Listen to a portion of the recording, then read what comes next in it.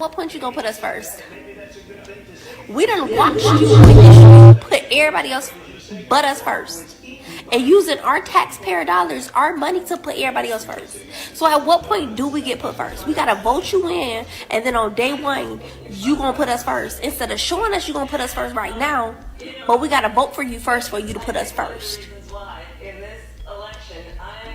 That don't sound like even trade to me, my love. I don't know why y'all keep saying Kamala Harris ate him up. She won the debate. No, she didn't, because 30% of voters say they don't know anything about Kamala Harris or her stances, and guess what? They still don't, because those moderators did a horrible job asking her the right questions and giving her pushback on all her stances. And yes, Donald Trump could have done a better job on pushing her on all her beliefs too, but you know, he didn't know he had to debate 3 people. So, go figure. Dear Kamala Harris, you lying doghead. Hold up. Let me unfold this. You opened up that border to let them Venezuelans in here to take over our apartments. You gave them food stamps, cash, and promised them our housing. All for a vote that you still ain't gonna get. You couldn't get through 10 minutes of the debate without that stupid laugh. This debate is so hard to watch when you are very clear on the fact that Kamala started it gaslighting Americans. She's been gaslighting Americans the entire time. She's picking the things that she knows you're scared of. You see, she's bringing up January 6th. She's not telling the whole story. She brings up the C word, the pandemic. She brings that up, knowing that's not his fault. He didn't start it. Matter of fact, I was in Europe the November before, and it was actually in Europe where I was at the time. It's really sad that Americans, I see my friends on TikTok on Facebook who are like, oh my God, she's cooking him. Oh my God, she's like doing amazing. She's lying in her amazingness. And let me tell you, you guys are stupid enough to believe her. All you got to do is a little bit of fact checking, but no, that's not what you're going to do. You're going to automatically call him a lie because the media and them have helped you believe that he was a lie. You ain't going to fact check it. You ain't going to look. You're not going to look. But are you noticing that all she keeps leaning on is this is why I'm going to be better because I don't incite the things that he do and I'm bringing us together. Baby, that is not giving me whole policies. What are you going to do? What are you able to do? Because everything that you're able to do as a VP, which also means you hold the most important seat in the Senate, you can do as president. As a matter of fact, the truth is you got a little bit more power now with the seat in Senate you have. And you're not under the telescope, the light like the president is, and yet you're not doing anything. I just cannot believe this debate. It is so hard to watch. So that debate was a bunch of BS. I mean, was this a debate between Donald Trump versus Kamala Harris, or a debate between Donald Trump versus Kamala Harris versus the moderators? Because the moderators were literally debating Trump and even fact checking him. They were like, Trump, it says right here, like, that's not correct. We got a piece of paper from a manager that says, like, that's not correct. But they didn't even care to fact check Kamala Harris on the propaganda Project 2025. Yeah, it was very biased. It was so biased.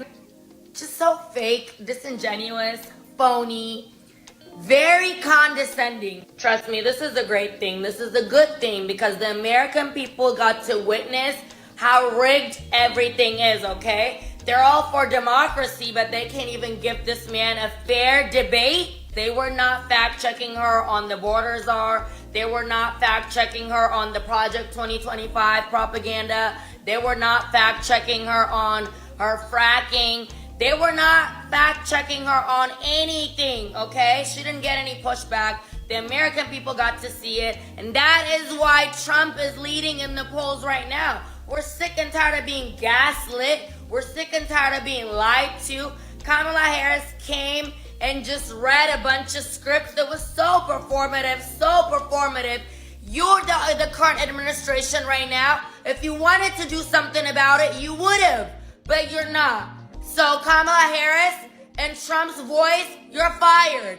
We're sick and tired of you, okay? We're gonna vote you out come November. Trump had to debate 3 people tonight, so unfair. You know what? Me and my man was saying the same thing.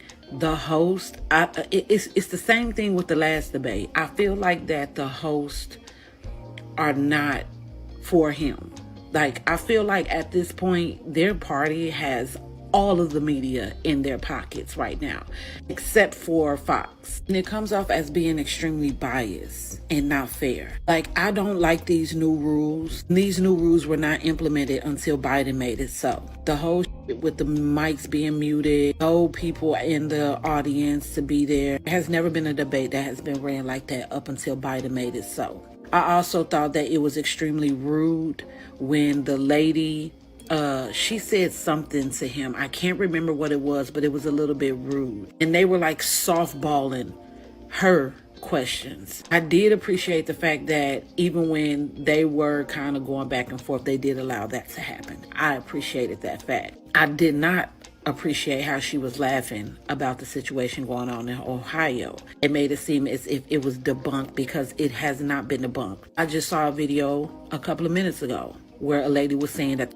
it is really happening out there. So I'm gonna believe the citizen over the lying government that is in that state. But yeah, I agree with you 100% on that. The power of mass media manipulation is so powerful to the point I really believe that it has altered the minds of the American people. All right. When President Biden ran against Kamala Harris the last time, she literally did so bad as though she had to step down as well as step out of the election. All right. She has been the vice president for 3.5 years. And from then until now, the question to the American people would be, what has she done for you lately? All right. Honestly, what has Kamala Harris did from then to now to the point where people feel as though she's an eligible candidate to even run for the president of the United States? All right. Keep in mind, she never won a primary. She was literally given to the American people. She was literally handed over to the American people on a silver platter, might I add. All right. There were more eligible candidates, but for whatever reason, we got her. And no one ever questioned it, which is crazy to me. Looking at the presidential debate tonight between her and President Trump, I literally feel as though she is part of a systematic machine. Listen, every black woman is not drinking the Kamala Kool-Aid. Same for a lot of black men. Black people, we're obviously not all alike. Let's go ahead and get the conversation started. Let me know what you think about this below.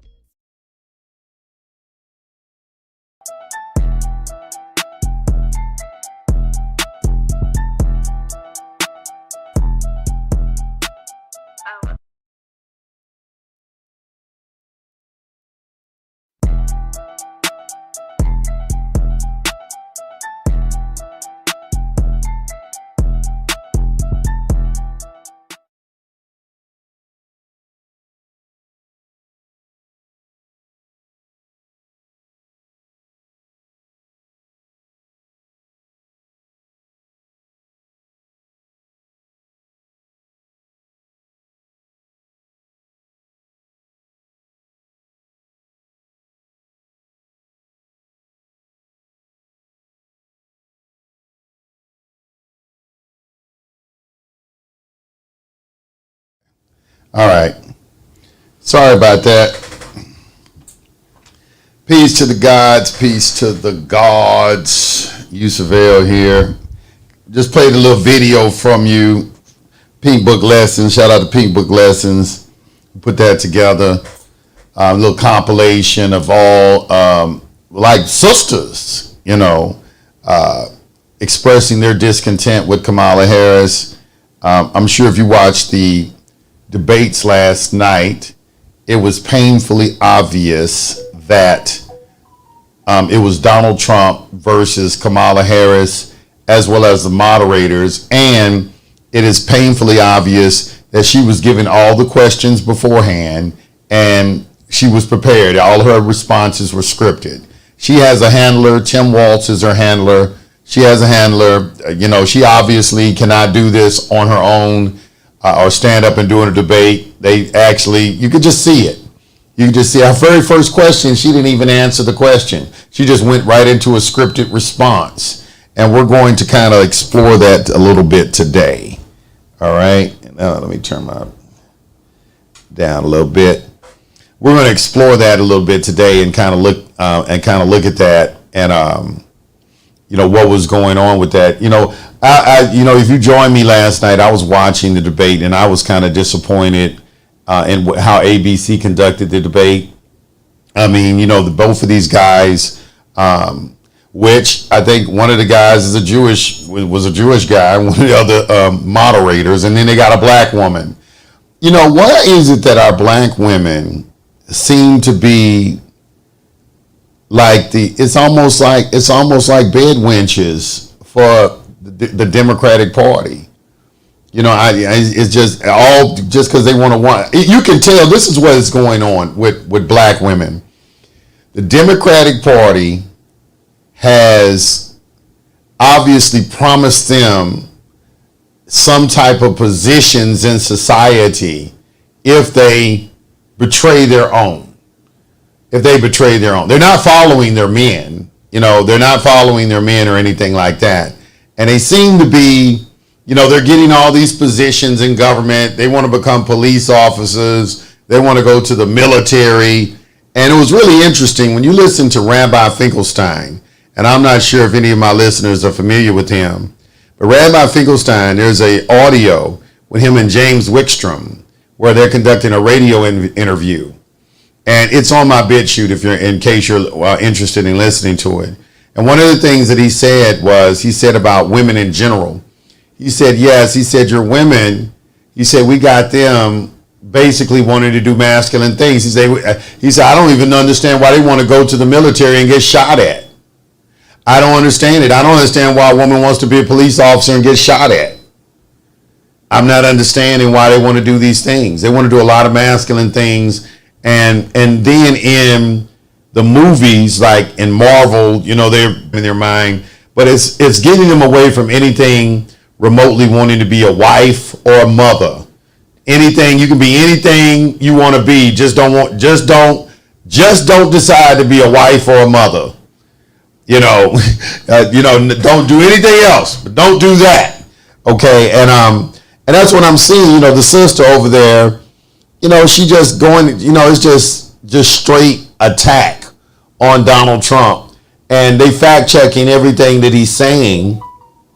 Like, for instance, he made a statement about babies being born, in the third trimester, or in the third trimester abortions. He said, then the sister gonna say there is no law anywhere. They were prepared for anything that was going to be talked about. They had the questions already ready, and then they already anticipated the things he was going to say. They'd already done, like, they fact checked, like, oh yeah, we talked to a guy up in Ohio and he said there's nobody up there eating dogs. Or I'm sitting here on the internet and on YouTube and TikTok watching people go before their city council saying this. So this is what I want to say about that. Kamala Harris is out of touch. She don't even know what's going on. She's talking about cleaning greens in the bathtub. Black people don't clean greens in the bathtub. But she want to seem like she's in tune with black people, and she's not. She don't know anything about us as a people. She's totally disconnected.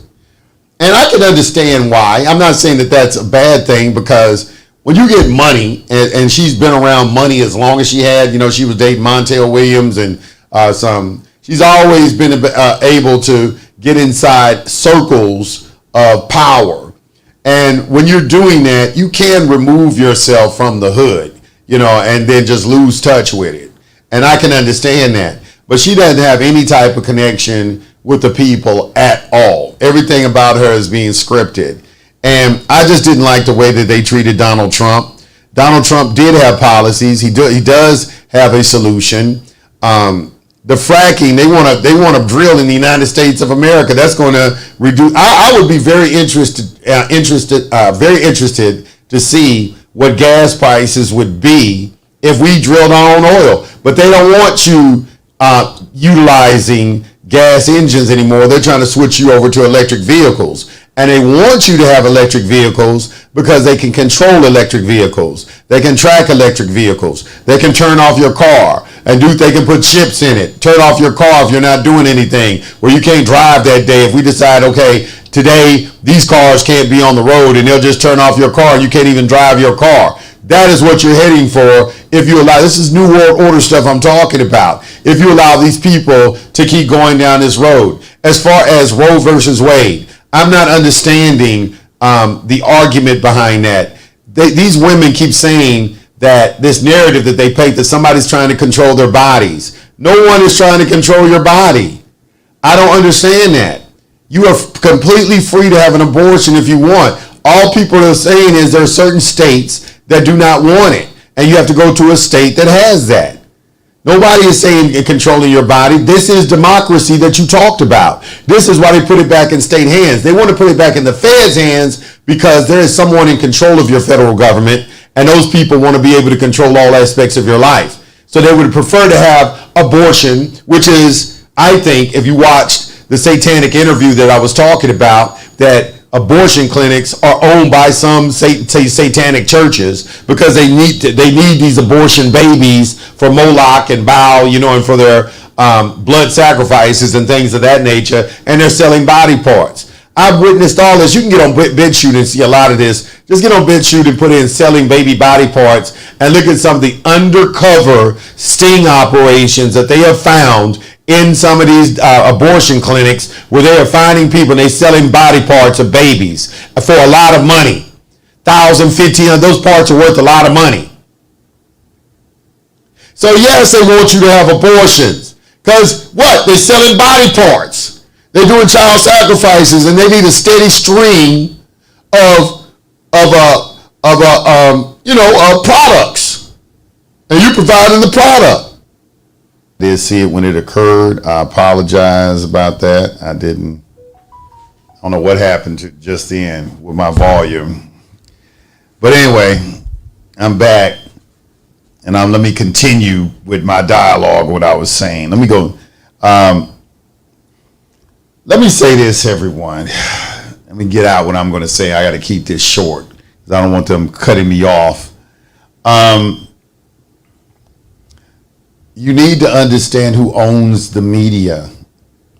I keep telling what you're not going to hear. I spend time and I listen to other platforms of people talking, and nobody ever talks about who owns the media, who owns ABC, who owns MSNBC, who owns CNN, who owns Fox, who owns NBC. Okay. Who greenlights the movies that you watch? Who owns Netflix? Who owns OnlyFans? Who owns Pornhub? Who owns all of these platforms? Who owns YouTube? Who owns Facebook? Who owns Instagram? Who owns TikTok? All right? Who owns all of these media platforms? What you're going to find, it's one group of people. Okay, and they have an agenda, and they don't like Donald Trump because he's not a part of the agenda. That is it. Now, one of the things that I get sick of is when I see individuals say, oh, they all are part of the same thing. Those are Kamala Harris and Democrat supporters who see that because the person that they support is losing or is in a weak position, they start this narrative, well, they're both corrupt, when they wouldn't be saying that if Kamala Harris was winning. But everybody can clearly see Kamala Harris is losing in the polls. All right? She was losing the first time. Donald Trump had 73 million votes last time, which was more than he had when he won the presidential election with 62 million votes. And they're saying, and he made the statement, hey, he's still not coming off of it, and I understand why, because I understand law. They had over 1,000 affidavits substantiating that there was election interference or fraud going on, but they didn't hear any of it. So they want to say, well, you didn't win. That's not what happened. They didn't even hear the case. They say he didn't have standing. But this is what they will tell the general public who is ignorant, who doesn't take time to do their own due diligence and see what's being said, which is why she can make statements. Project 25. Everybody knows the Heritage Foundation has nothing to do with Donald Trump. That's an independent conservative organization who put that together. How do you keep attributing that to Donald Trump? How is Donald Trump going to become a dictator? In the United States of America, we have a three-headed hydra, a legislative, executive, and judicial branch of government. How is he going to become a dictator? These are the things that the unenlightened American citizen who hasn't been properly educated in school about civics can easily fall victim to. Kamala Harris, all I saw was I'm not going to call her a liar because they told her what to say. She's just a puppet.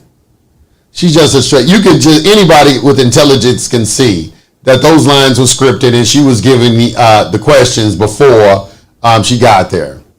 That's all that way. If you don't believe that, you're crazy. She was giving all the questions beforehand. And then for people to say, I'm looking on social media and people saying that, oh yeah, Kamala Harris cooked Donald Trump. No, she didn't. No, she did. These people are just saying things. Like, what are you talking about? Because she didn't do anything. She sounded like someone who has been told what to say. And then she talked about name calling. She did more name calling than anything. Donald Trump is only worried about himself. What are you talking about? He had to defend himself from the questions that were being asked of him. And they made sure that Trump messed up by allowing them to distract him. And I understand that because you feel a need to defend yourself when somebody comes in and starts slandering you, and that's what was going on. They were slandering the man. And, of course, he wanted to defend himself. I understand that. But I think Donald Trump did an excellent job. They talked about fracking. They're drilling here domestically. They talked about, his putting tariffs on imports to the United States because they're refusing to allow us. Everybody knows we can't sell our stuff over in China and Japan and all those places. We've known that for the longest. I've always asked that question, why do we allow Japan to sell cars in the United States and we can't sell any in Japan? What kind of sense does that make? That's some pimp type stuff. That's somebody getting paid off in your government to shut up. And I'm going to tell you like this, man. They are trying to convert the United States of America into some sort of cesspool, like a third world country.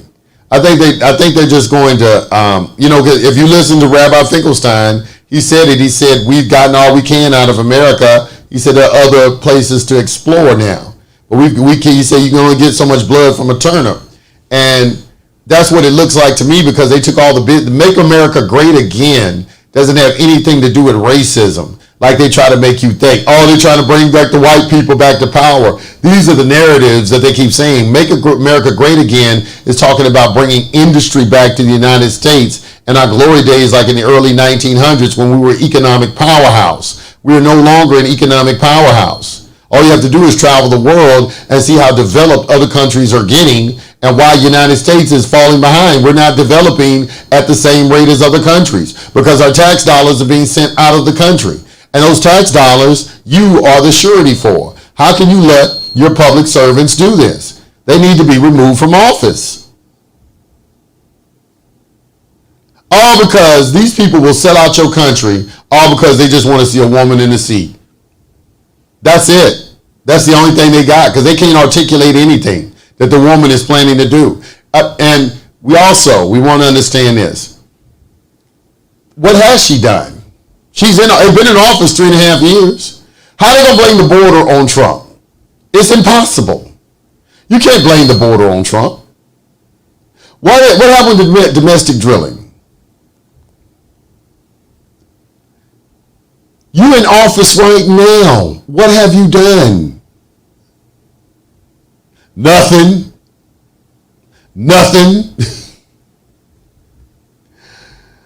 Let me look in the chat real quick, man.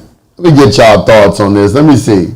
Peace to the guys. Did you hear have Kamala said that the most important interest is the sovereignty and democracy? I know democracy bullshit, but the point is to protect the interests of the sovereignty spoken on. Okay, well, you got to understand what is sovereignty.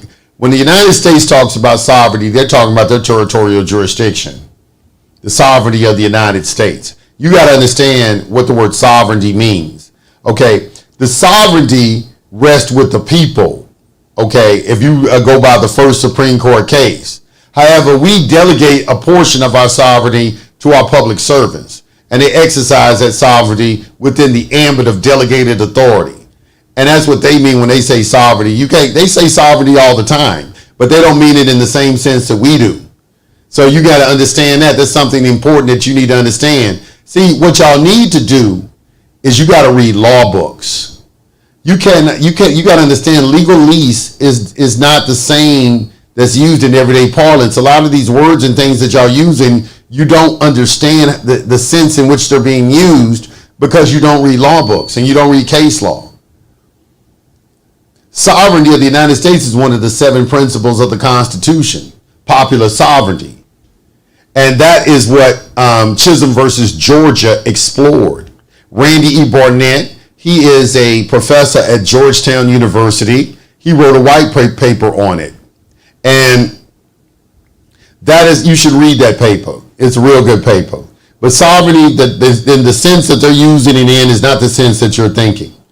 It says, in the event that you weren't sure on who to vote for after watching the debate, the choice should be obvious unless you want to keep a tally, a totally out of touch dingbat in office, then you go right ahead. And that's exactly, I can't understand how the American people don't see it, but some of us, a lot of us do see it. A lot of us do see it. I think more so we're in the majority do see it, but the ones that are in the minority that don't see it, I don't understand.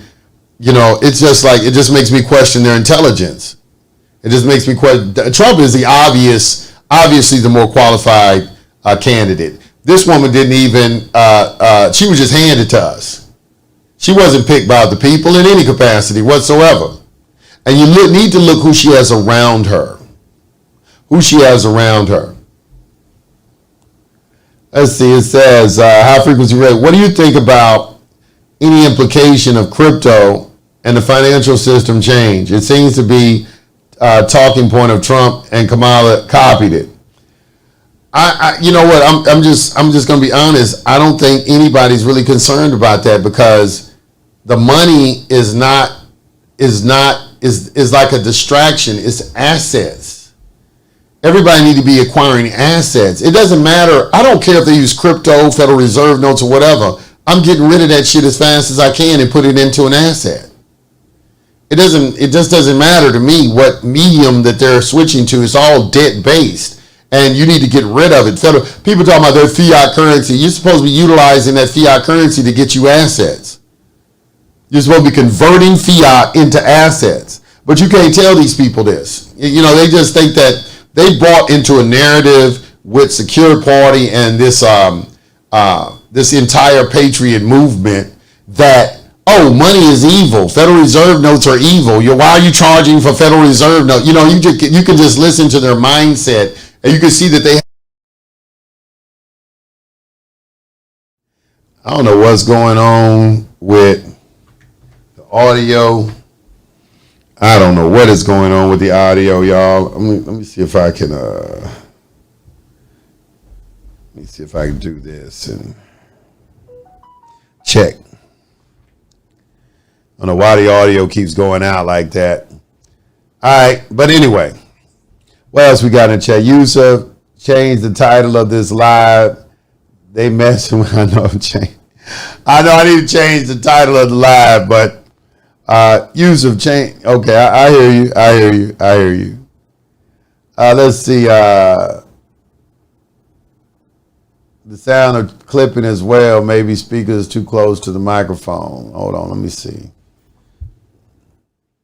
Check. All right. Let me turn down the levels on the mic. All right, is that better? Hopefully that's better for everyone. All right. Let's see.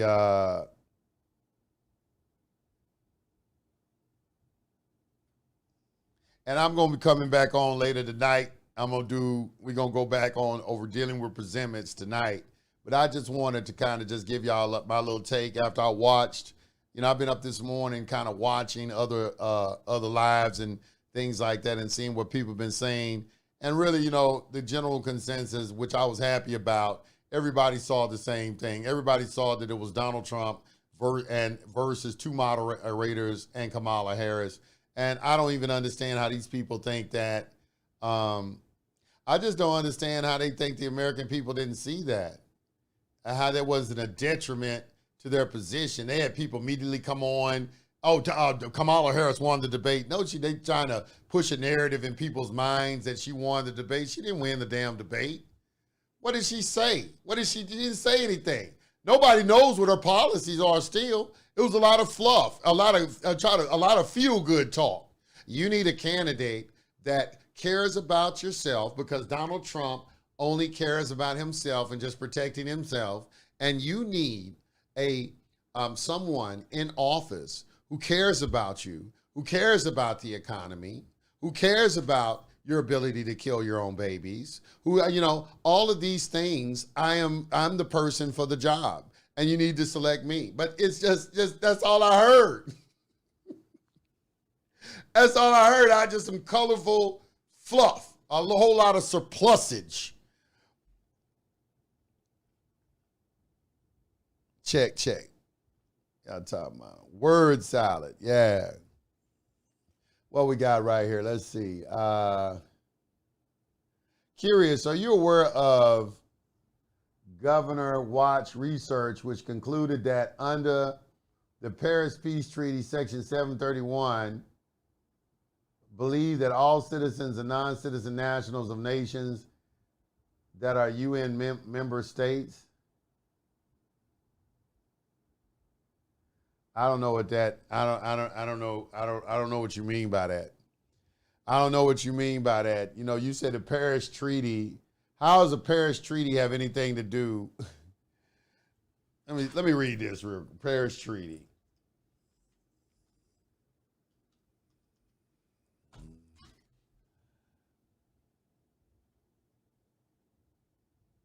Process and meeting. Let me see what he's talking about. Paris Treaty. Section 731.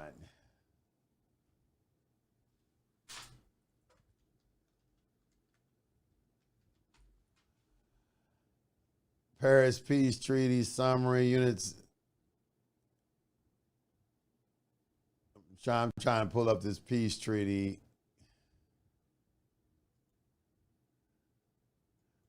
I don't know no Treaty of Peace. Let me see if this is it right here. I don't know what I don't even know what you're talking about, because I don't see any. You have to put a link in there to it. Treaty of Peace with Italy. Put a link in there what you're talking about, and I'll read it. Check. You're showing only 100 likes, yet more than 400 people in the live stream. Weird. What is? Yeah, let's do that. I got 200 likes. Let's get the likes up to 300. Let's get the likes up to 300 for the analytics. Hit the like button, y'all. Let's come in and hit the like button. There is an old, the reason I call this the media and the devil. Dr. Malachi York had a very, very interesting, it's a True Light tape where he talks about the media and the devil. And that had a very, very profound impact on me when I was in my 20s. And I really didn't understand the extent of what he was saying back then, but now I truly do today, because I understand that the media is, all the media is controlled by a very small group of people who all have the same agenda. And we need to really, really pay attention to that. If you read the protocols of the Learned Elders of Zion, you will see clearly in there, they say that they got control of the media and they have control of the gold. Okay? When in control of those two things gives them all the power that they need.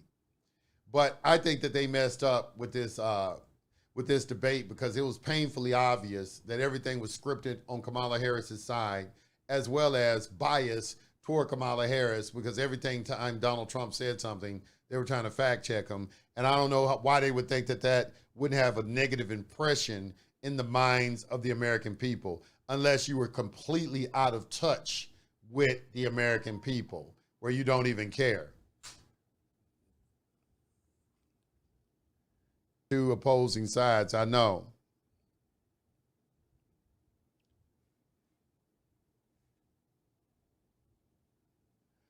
Okay, well, why y'all in the chat room talking about treaties? Listen, all that shit don't mean nothing. All them treaties and shit y'all talking about, that shit don't mean nothing.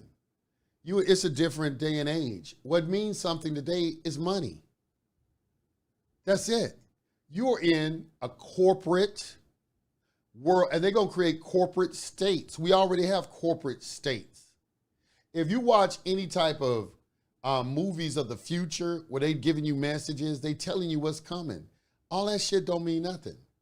The United States had never honored a treaty anyway, but it doesn't mean anything. What does that have to do with your status? All that matters, I'm telling you, this is why I'm so hard on the election. The only thing that matters, sir, is whether or not you are an acceptor of benefits and privileges or not. That's the only thing that matters. Are you a welfare recipient or not? That is what your status is.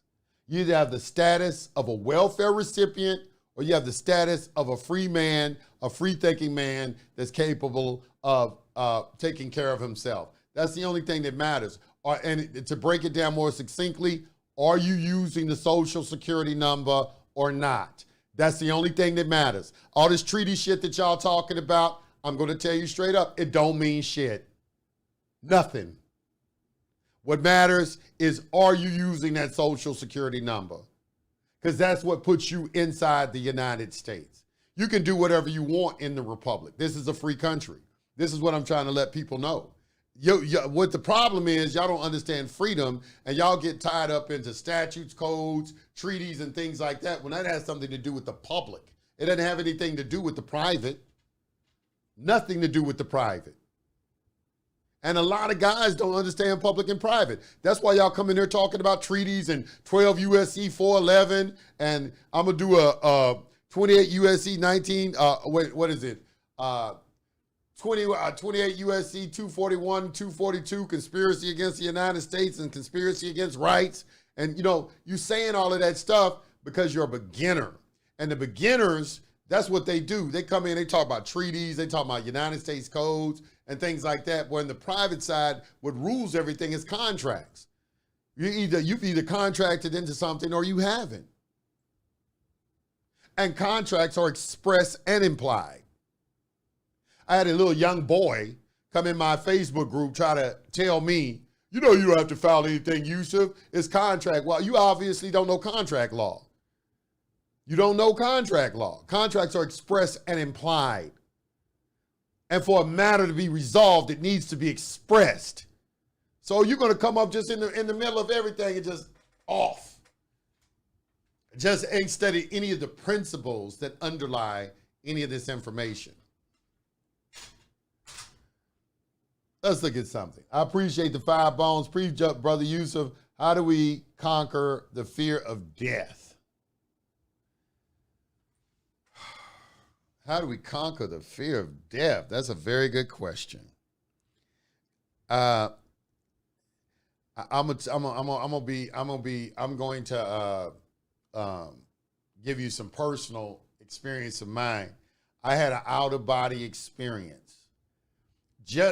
So I know that the body can exist, or the spirit can exist apart from the body.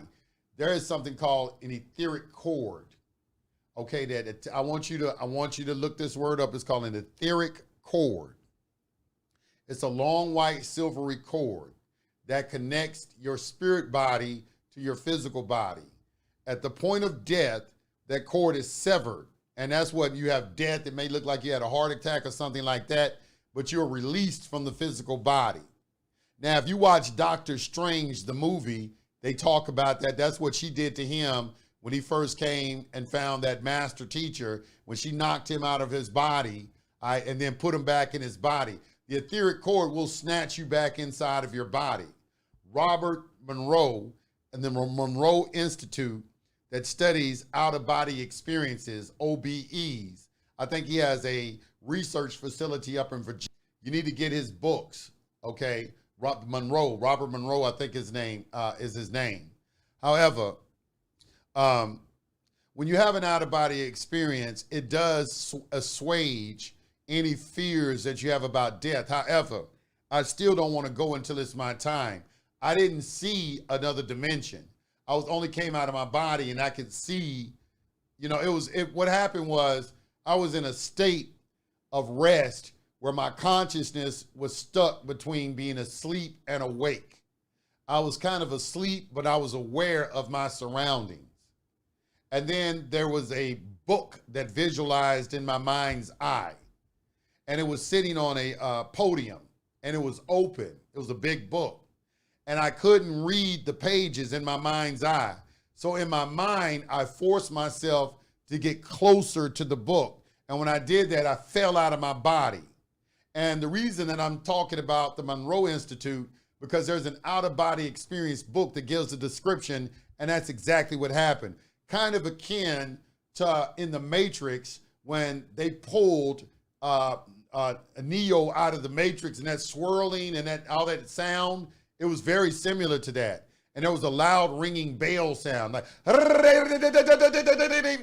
a ringing. It's like a bell.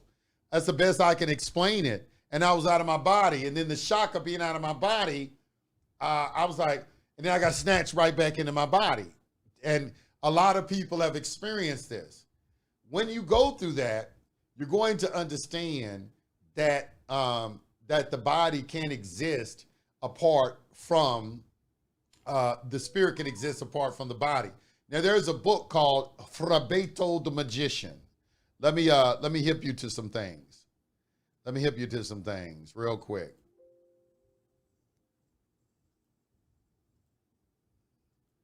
Let me hip you to some things. Because that's a very good question. That's a very good question.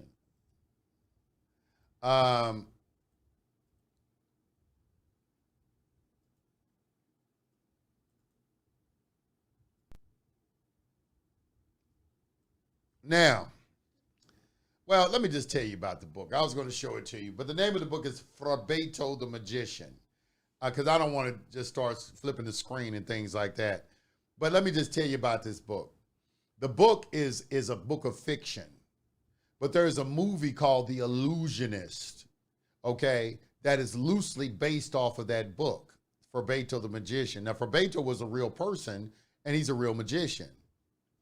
And one of the things that you have to understand is that you are energy, and energy cannot be destroyed.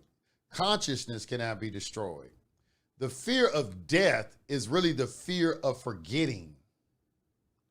I want you to think about this. If somebody hits you over the head with a bat and knocks you out, and you wake up and you have amnesia, and you can't remember your name, you can't remember your family, you can't remember your children, your wife, your job, anything else about your past life, but you are alive. Okay? That ego conscious state that you called, that you had named, whatever, John Doe or whatever your name is no longer attached to you. You now become a blank slate, and you've forgotten who you were, but you're still alive, but you don't remember that life. That's what happens when you reincarnate. When you reincarnate, there's a veil that separates the old you from the new you. So immortality is really the remembering of all past lives. When you interconnect them back together and you start seeing that it's one long life, and the veils that block you from being able to see into your past life is brought down. Now, I read a book that was very interesting. It was by the Scientologists. It is called Dianetics by L. Ron Hubbard.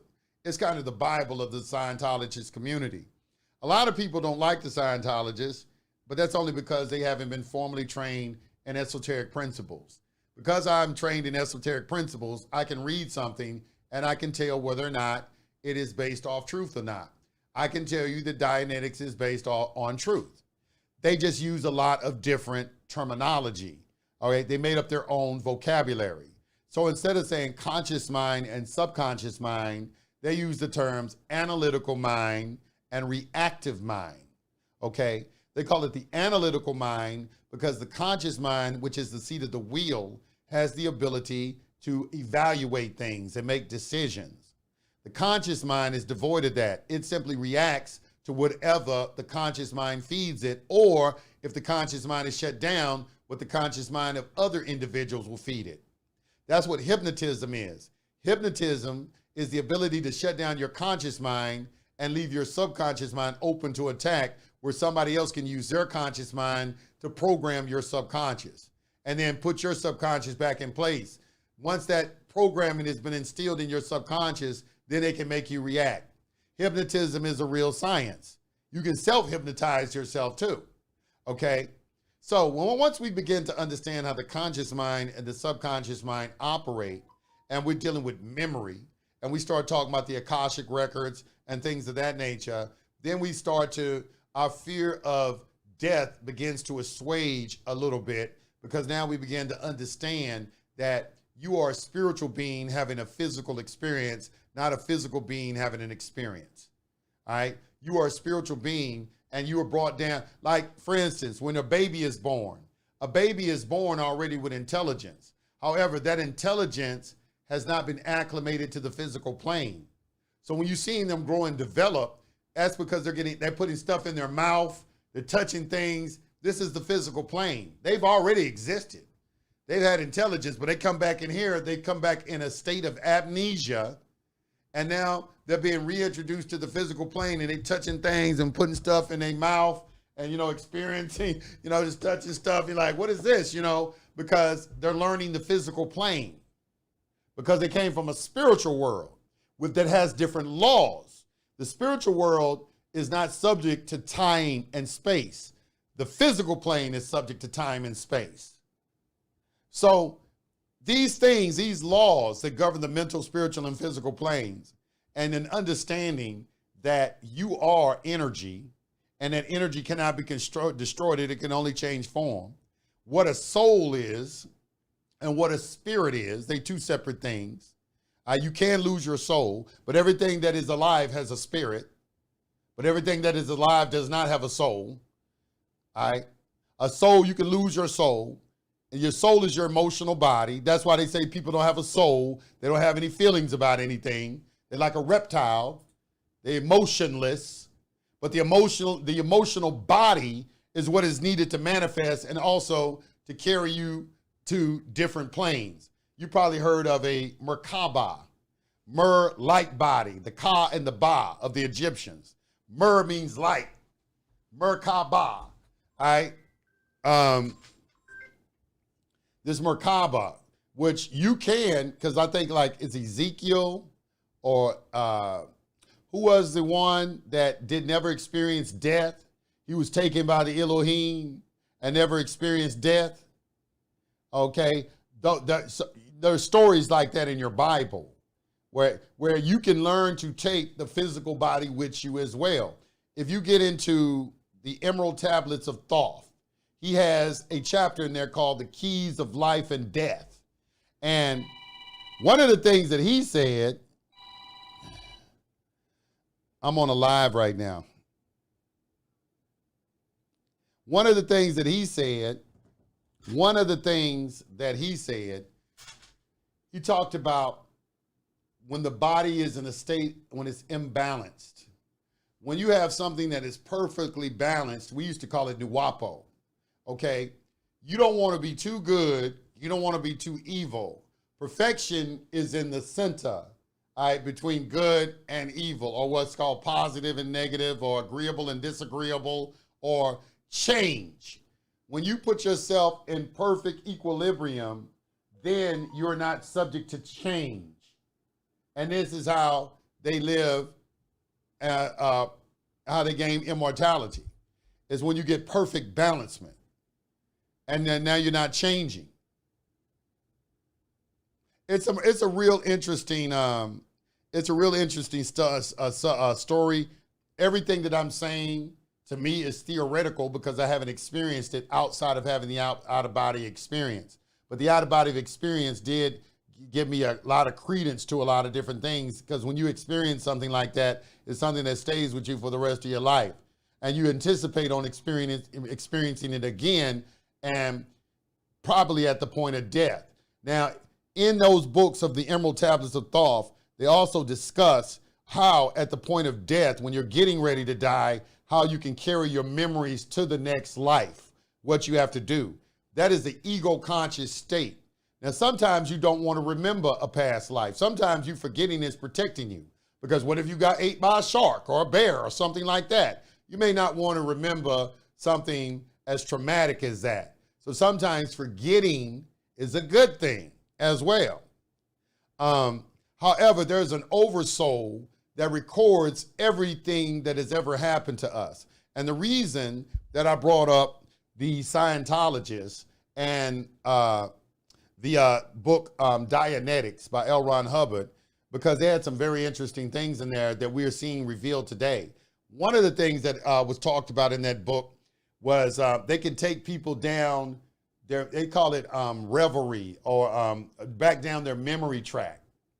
It's not hypnotism. It's not hypnotism, but they can take people back down their memory track, and they discovered they could take people back all the way back to their memories inside their mother's womb. Now, one thing that was found when you take a child back to the mother's womb is that these children can remember the sounds that people talking outside the womb. And the reason they tried to suppress it, because they were finding that a lot of women were pregnant and cheating on their husbands.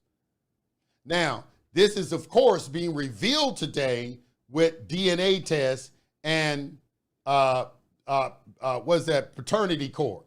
If you ever watched Paternity Court, that's a real interesting thing. I'm giving y'all some stuff that is, when they were talking about this in Dianetics a long time ago in the 50s and 60s, and now you see it being confirmed, which begs the question once again: how many children have been raised and they're being raised by someone who's not the father?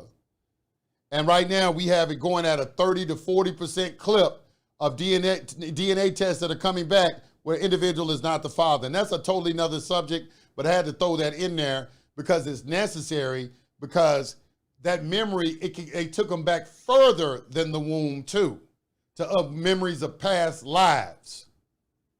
You don't forget anything. The subconscious remembers every second of your life.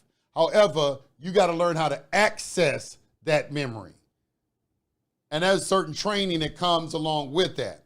I'll throw this out for all you Scientologists out there that I did appreciate, because y'all had some solid information in that book. Regardless of what people try to say about your organization, most of them aren't trained in esoteric matters, and so they don't have an eye to see and an ear to hear. They're always prejudiced toward their own religion instead of understanding that there's only one God, which means there's only one power and there's only one truth. And you need to disregard the differences in all the religions that you see and start focusing on the similarities in all the religions and dispelling all the differences between them. Because all truth came from one source. It's men who start injecting their opinions and things into these different religions that you have to have them diverge from each other. But they all have come from one source, and that one source is in Egypt and Mesopotamia. All right? All religions come from Tahuti. They come out of Egypt. That's why the Masonic, when you go in a Masonic temple, they have all the religions up there on the wall, but then they have the pyramids and all that right in the center. They understand that. That's why when you look at the Kabbalion, the Egyptian Kabbalion, it comes from the Masonic temple out of Chicago, Illinois. They understand that, which is another reason why you don't never see me talking about negatively about the Masonic order or the Rosicrucians or any of those orders, even though you have individuals in those orders who do I would say, engage in, certain activities that I wouldn't deem to be wouldn't be spiritual. like wife swapping and, things like that I hear going on inside their organizations. I don't know. I don't have firsthand knowledge of that, but I've had people tell me that who were part of their organization and say that this is what goes on. But that has nothing to do with the doctrine of what is being taught. One of the things that I did appreciate about Dianetics is their understanding of trauma and its effect on you. And let me explain this to you. You have a conscious and subconscious mind. The subconscious mind is feminine and the conscious mind is masculine. The subconscious mind is connected to Mother Nature. All right, it's your connection to Mother. That's why they call it the Mother Nature feminine. Mother Nature is not God, so please get rid of that. Mother Nature is a creation of God, okay? A creation. Understand that. Let me make that clear, because they started trying to make Mother Nature into God, and she's represented in Egypt as Isis and a lot of other different gods. And she says herself, she said, I was the first of all his creations, as well as in the Bible. In the Bible, she's depicted as wisdom, and she says in the book of Proverbs, I'm the first of all creations. Obviously, you had to lay a foundation for creation to rest on. Well, anyway, the conscious mind is masculine. The subconscious mind is feminine. That is the gateway to manifestation. The feminine is always open to be programmed by the masculine, the active and passive principle. So when they say that the masculine is the protector and the provider, the masculine provides for the feminine and it protects the feminine from unwanted outside sources. As it says in the book of Proverbs, guard your heart, for out of it are the issues of life. If you go and do a deep study on that word heart in the Bible, it means mind. Guard your mind, for out of it are the issues of life. So you need to really watch what you read, and you need to really watch what you watch on TV, because these are programming your subconscious mind. All right, now with the trauma aspect of it, when you have trauma, the conscious mind is shut down. And so the subconscious mind becomes open for attack. Like, for instance, if you hit somebody over the head and they're knocked out cold, when you knock them out cold, the conscious mind is shut down. But if you're speaking over them, the subconscious mind is still picking up everything audible, everything around it, and it's being impressed into the subconscious mind. This is the reason a lot of trauma comes. Listen to me. A lot of trauma in individuals originates in the womb of the mother. I'm saying this for a reason. You have to protect pregnant women. Pregnant women cannot be in an environment that is chaotic. You cannot speak to a pregnant woman crazy. But like, for instance, if you say, bitch, I'm tired of you and everything. If she's pregnant, the baby hears that, but the baby, because it does not have a conscious mind, it only has a subconscious mind. That's what children in the womb have. They don't have a conscious mind. The conscious hasn't developed, but they have the subconscious. It's being programmed, and then they start demonstrating that because it's been rooted in the subconscious mind. So we got to learn all of these things, how the mind operates, and then we can get to talking about immortality. Death is, you only fear death because you don't know it. You don't know what happens at the point of death. It's really a lack of knowledge, when really it's just a transition over into another form. And you're going to find that many of the things in life we've been taught about is all wrong. Our whole perception of the nature of reality is incorrect. So this is why right now we're being ruled over, because he who controls the paradigm is God.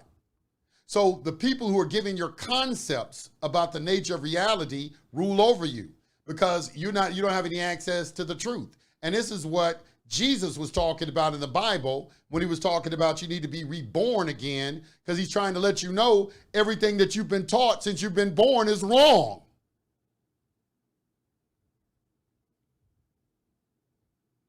It's like you're being born and immediately being put in a mental cage where you never realize your full potential. There is a very interesting story. It's called the what is the what is it called? It's called the I can't think of the word.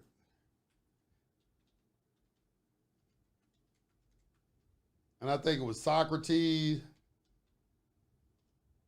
I don't know. It's called Allegory of the Cave. All right, Allegory of the Cave. I'm going to tell you this story real quick. The Allegory of the Cave is something that you need to understand. And it goes like this. It goes, there were 3 men in a cave. I want you to imagine 3 men in a cave. And they were born in the cave their entire life. They've never been outside the cave. The cave is dark. They were born in there. They've never ventured outside of it. And at the foot, but they can see the mouth of the cave. And at the mouth of the cave, they can see light. And they can see shadows walking by. But they've never been outside the cave. They've never been to the mouth of the cave to investigate what those shadows were. However, they did debate amongst themselves of what the shadows were. They would say, well, no, those shadows are this. Those shadows were that. And they would debate amongst each other. And they would think that they were intelligent and that they had all the answers. However, one of them decided one day to venture outside of the cave. And he went to the mouth of the cave and he stepped into the light. And when he stepped into the light, immediately his eyes were blinded from the brightness of the light. And he couldn't see.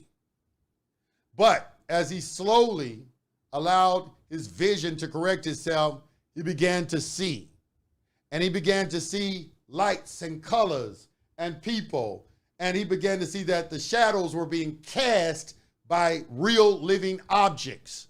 And he saw another wondrous world of lights and sound and spectacular things. And he got excited.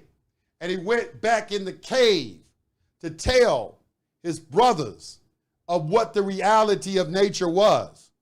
And his brothers grabbed him and tied him up and took a boulder and covered up the mouth of the cave and said that no one can leave the cave because when you leave the cave, it drives you crazy. This is when you're dealing with people in religion. This is when you're dealing with people in politics. People who don't do their due diligence. People who just talk. Who haven't really investigated anything. And the people who have investigated, they call them crazy. You know, almost everybody was called crazy at first before they revolutionized something and created some great invention. So the things I'm telling you about death, that's a very good question. Because I think at the that is in the back of everybody's mind. It's not in the back of young people's mind. They think they're going to live forever. They don't think they're going to grow old. They don't think they just think they're going to live forever. I think young people in their 20s, they start getting a reality check once they turn 30. When they get 30, that's when they start, oh shit, I'm getting old. I haven't accomplished everything I want to accomplish yet. I'm getting old. I'm about to die. I'm old. You know, 30 is young as hell. But still, I think that's when they really get a reality check when they're no longer in their 20s. I think people in their 20s are some of the most delusional people on planet Earth because they think that they ain't gonna never grow old and they think people who are older have a disease or something. I don't know, but they just in delusion. You're gonna get old. All right, you're gonna grow old too. You're gonna be in my position and there's gonna be another generation saying how whack your music is. There's gonna be another generation talking about how whack your slang is that you used. It's going to be another generation that's talking about how whack your dress is that you dressed in your generation. Why was y'all wearing them tight jeans and everybody had long dreads? It's going to happen. Your children are going to do it to you. Get ready for it. All right. So that was a good question. Hopefully I touched on that. Mary Orisiki, $20. Thank you for the 20 bones. I do not know the Bible, but I'm learning. I feel it is a bank book. Is Trump helping bring the Christian right through the courts?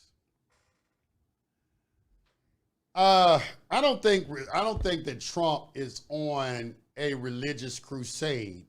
I think that Trump understands the principles that the country was built on, which were Christian principles. The laws in the United States of America come from the Bible and William Blackstone commentaries out of England. Okay, we took it, but obviously we changed that around, and that created what is called today American institutions. All right, so we even like for instance, in England they have a House of Lords and a House of Commons, but in the United States we don't have titles of nobility, so we call ours the Senate and the House of Representatives. All right, but we copied a lot of stuff from England, but we changed it into American format, what they call American institutions. All right, so Donald Trump is a businessman. The United States of America is a business. You either work for someone who has a business or you have a business yourself. That's what goes on in the United States of America. So he's attempting to bring industry back to the country. Industry was taken from this country because they sent it overseas for cheaper labor. That's why most of your customer service representatives are from the Philippines, and you're always talking to somebody on the phone. They're not an American. Can I get an American on the phone that understands what's going on? All of this is being shipped overseas. So he's trying to stop that tide and that flow of industry leaving the United States of America and bring it back so we can compete with these other countries. If an individual would take the time to travel, they'll see how there are other countries. They're like, man, I went to Spain. Spain is beautiful. Them people in Spain ain't thinking about the United States of America. Madrid looks just like New York, but it's a whole lot fucking cleaner. I took the bullet train from Madrid to Barcelona. Barcelona is just like Miami, but it's a lot cleaner and nicer. I think Miami, I'll put Miami up against Barcelona any day. I ain't gonna say that, but you just get an eye opening when you see, like, you go to Amsterdam airport. It's a damn mall that's an airport. I mean, they airports put our just like Trump said, they airports put our airports to shame. DFW is one of the biggest airports in the world. It don't match a lot of the airports that I saw overseas. Neither does Hartsfield in Atlanta, even though it's the busiest airport in the world. It's huge. But I don't think it's messing with some of those airports that I've been over to overseas, and some of the things that I've seen over there. Like Japan is like, come on, man, where's our money going? Why are we not building up the infrastructure here in the United States of America? Why are our tax dollars not being? Why don't we bring back the automobile industry in the United States of America so people, like they used to have a job at the factory at GMC and at the automobile plants where they can make a very good income and take care of their families. I grew up with people like that. And I remember when they started laying them off.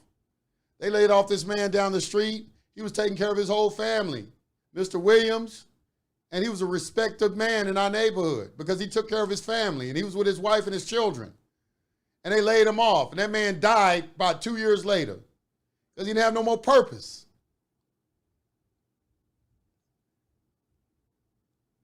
And some of you know what I'm talking about. Yes, that is all true. My daughter has CP, and the disabled lost their jobs all over the U.S. during COVID. Due to COVID, and China got them all. Lost a lot of jobs, left the United States of America. And a lot of people are trying to make money on the internet now, which I believe is a reason that they want to bring all these immigrants over here too, because let's be truthful. People in the United States, we think we're too good to do a lot of these jobs. You don't see a lot of black people working on building houses and shit. You know, I go to my friend, he's a developer. I go out to his sites and everything. Everybody on the site is Mexican. I had some Mexicans come and put in my hardwood floor. Let me tell you how the Mexicans do things, all right? And everybody, if you're a contractor out there, all across the board, you know this is true, okay? They come and they have to be there at 8 o'clock in the morning. They are there exactly at 8 o'clock in the morning. They start work immediately upon arrival. They take a break at noon. They take their break immediately at noon. They come off a break at 1 o'clock. They come off break immediately at 1 o'clock. They get off work at 4. They get off at 4 o'clock, jump in the car and go. And if you try to hire them for some side work, no, senor. You need to talk to my boss. Loyal. The damn man don't even have to be there. He's sending them there and don't even have to be there. I never saw their boss. Listen. Let's be truthful. If we get some of our own to do it, there's going to be delays. I remember I was big on hiring black people to do things. It's going to be some delays. It might be the quality of work may be bad. It's just not going to be done in a timely and efficient manner. These people are outperforming us, man. You need to pay attention to that, okay? Well, I know we concerned about the migrants and people coming in, but there is a role that I see that they trying to get into play by flooding them into this country because they're going to help build up the infrastructure of this country. Where are you going to get your labor from? A lot of us don't want to do construction and build things and build roads and do things like that. We think we're too good for that now. Am I wrong? Am I wrong? I see what they're doing. That's what's going to happen. But it's not right how they're doing it. I don't like how they're doing it. That's dangerous how they're doing it. But that's all they got a thirst for this labor force. Because we all trying to make money on the internet now. Black people want to wear designer handbags, clothes, shit like that, drive expensive cars they can't afford, and do things like that. We on some different type of time. We not like we were when we were coming out of slavery and we had command of all the trades. We fell victim to that. Go to school, get good grades, go to college, and get a good job. And that is a death trap. We need to get away. That formula is antiquated, and it needs to be, y'all need to get rid of that. Y'all need to get rid of that. Going to these liberal, look at what y'all sending y'all children to these liberal colleges. Look how they're coming out these colleges thinking that there are other genders beside a male and a female. Oh, you think like a binary. I'm looking at this motherfucker like, what? I think like you are crazy. But they think you crazy. They've been brainwashed. The brainwashing is pervasive. They trying to change the status quo that's been in effect for thousands of years. Basic fundamental principles that human beings live by is under attack by people who, quite frankly, are mentally ill. They normalizing mental illness.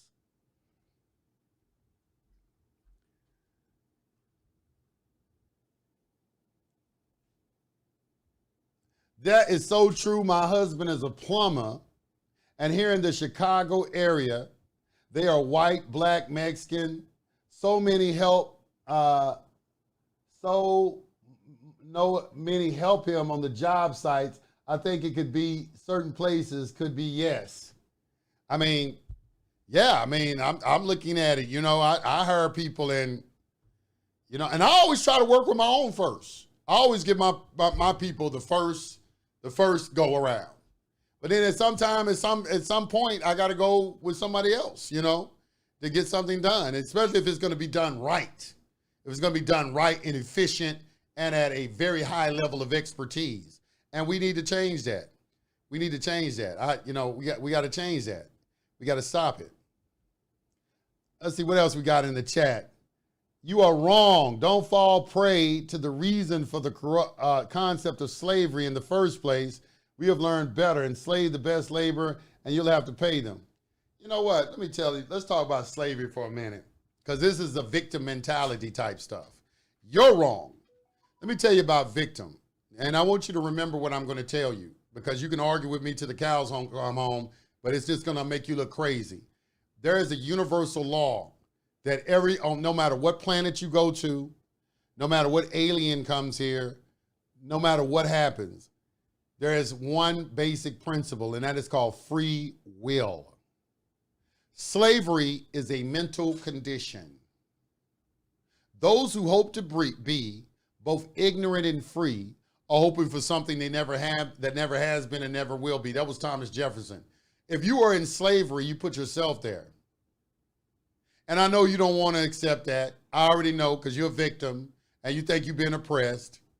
But I don't subscribe to a victim mentality, because in all the spiritual books and in all of the esoteric books that I read, I don't find that anywhere. As a matter of fact, in your Bible, it says you shall know the truth and the truth shall make you free. Not set you free. It's never said set you free.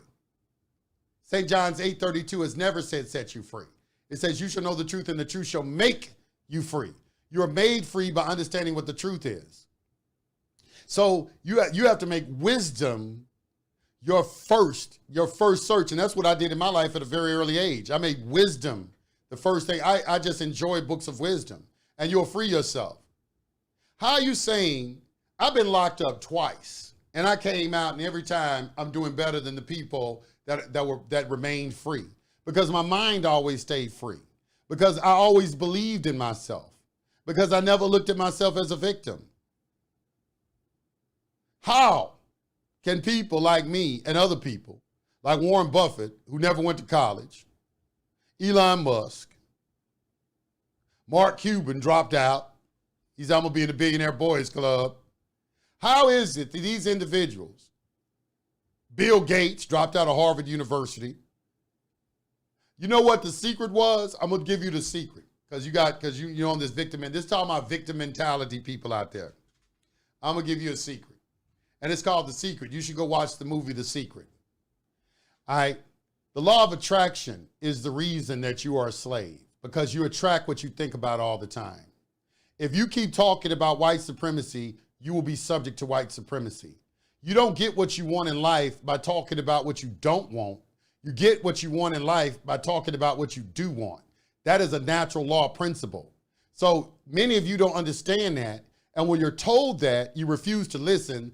Thus, you remain in a state of slavery. And it's by your own doing.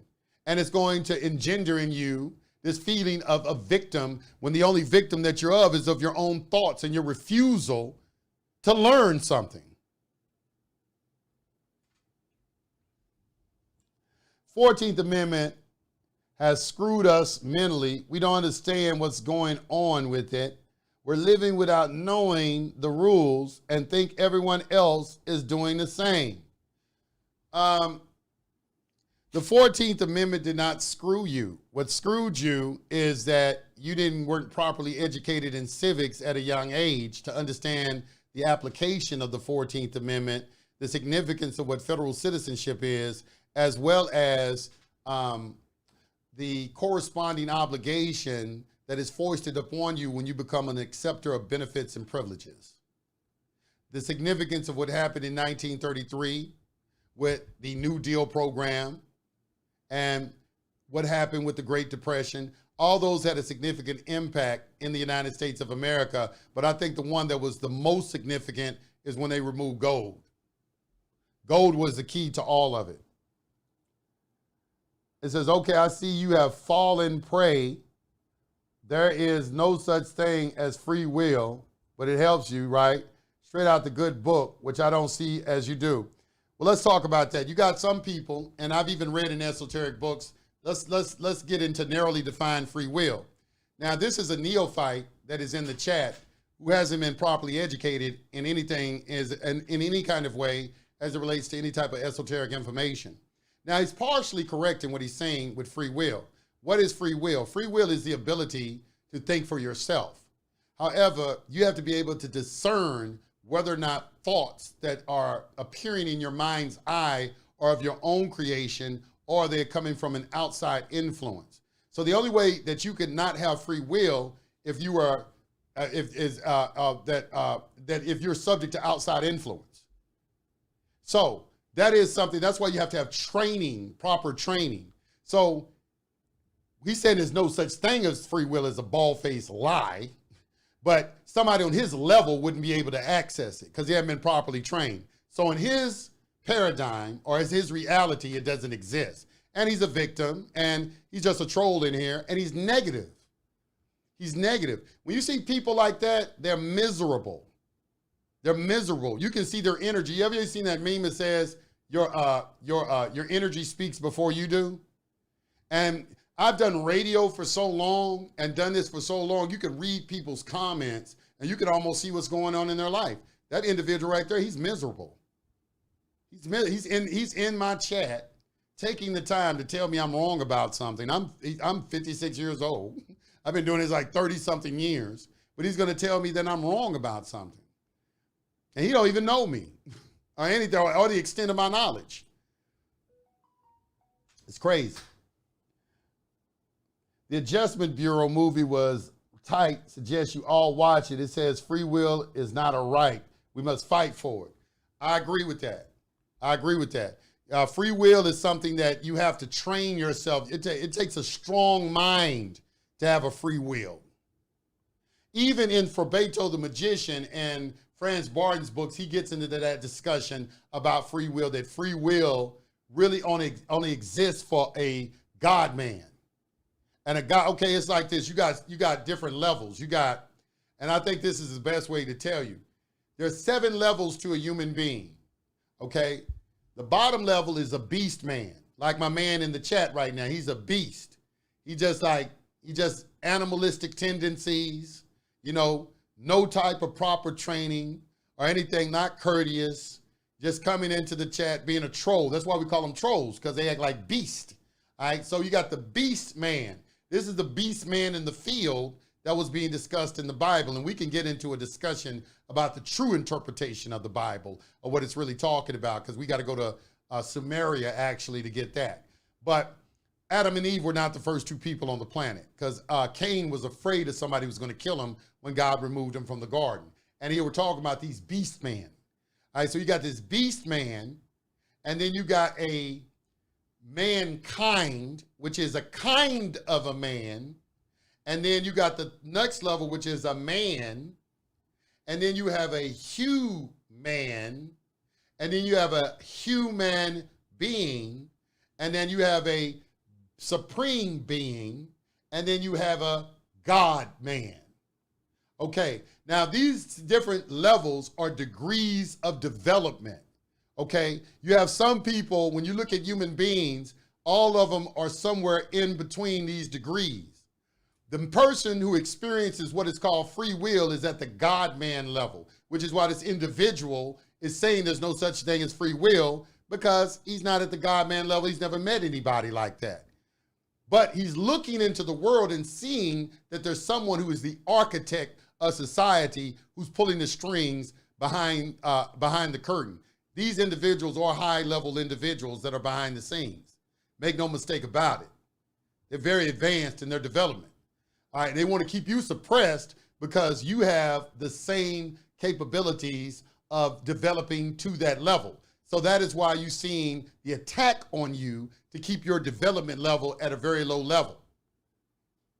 But these degrees are just levels and different states of awareness and consciousness that you come into. That's why a good teacher is a person who does not indoctrinate you or tries to put information in your mind. A good teacher is a person that draws out of you because all answers are already inside of you. This is when you have an awareness. This is when you have an epiphany. You have all these things because it's already in you, but you have to be brought to a state of awareness.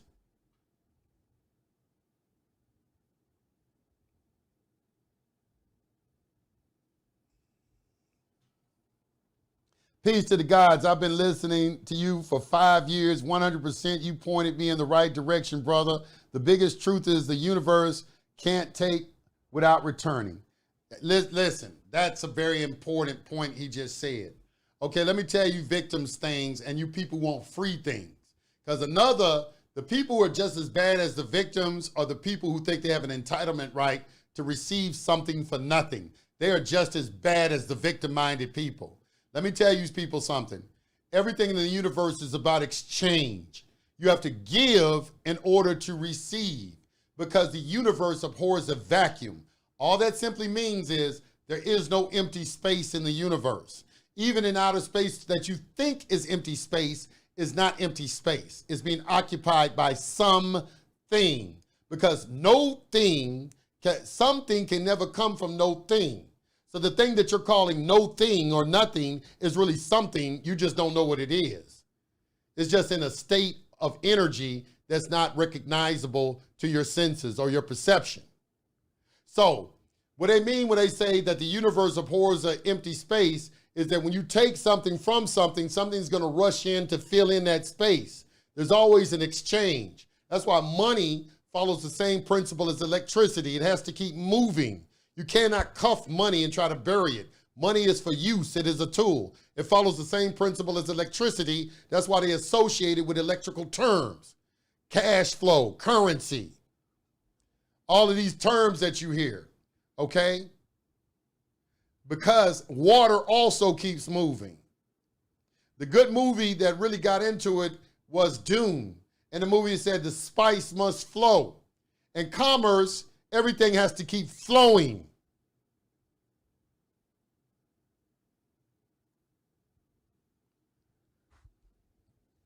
You can't get something. To get something, you got to give. There is no such thing as something for nothing. That doesn't even exist in contemplation of reality. If you think you're going to get something for nothing, you're insane, because you're going against a natural law principle. It's insanity. And I have to get people out of that state of insanity. You have to offer something up in service to receive something. You get back what you give. If you give love, you get love back. You give hate, you get hate back.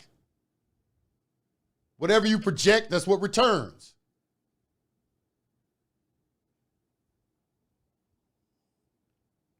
Labor by the sweat of our brow, the great work. Free will is simply who's controlling your mind. You have the free will mentality wise in order to follow good or bad. Another example, good and evil are constructs of the mind, all in the mind. Yeah, good and evil are subjective interpretation of events. There is no such thing as good and evil because everything comes from the one. There's only one power. There's not two powers in the universe. That's what people try to make you believe, even in organized religion. They try to say God and the devil, but the devil was an angel of God. Lucifer is an angel of God. He's not another God. He's on the same level as Gabriel, Raphael, Uriel, Michael. They all on the same level. He's just an angel. He's a rebellious angel that said, I'm going to prove to you, God, that these human beings ain't worthy. And he can't make you do anything. The devil can't make you do anything in your Christian religion, because if he could, then why would you have a judgment day? You can simply go to judgment day and say, the devil made me do it. And the devil is going to say no. And that's why I like that Netflix show Lucifer, because that's the theme of that whole entire show. Lucifer is telling human beings, look, I can't make you do nothing. Your deepest desire, that you're doing it to yourself. I can influence you. I can instill fear in you. I can make you doubt.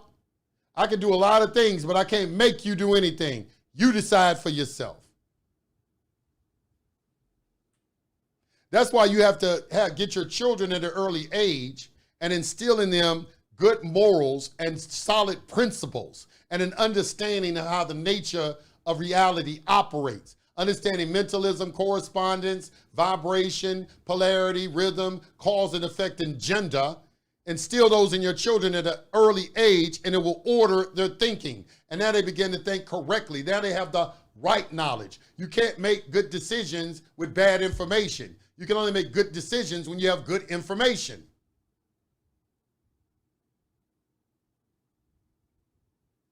Trash in, trash out. But Satan tried to defeat God. Satan didn't try to defeat God. Satan is not. Well, I'm going to tell you what they're doing. They're creating their own world so they can be God. The natural world already has a God. Satan knows he can't defeat God. He understands that. Satan didn't battle with God. He battled with his angels. And they got tossed out of heaven, according to your story that you give. All right? He got tossed out of heaven.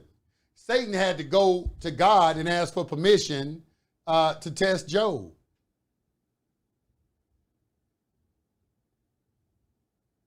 I'm not understanding what it is that you don't what you're not getting.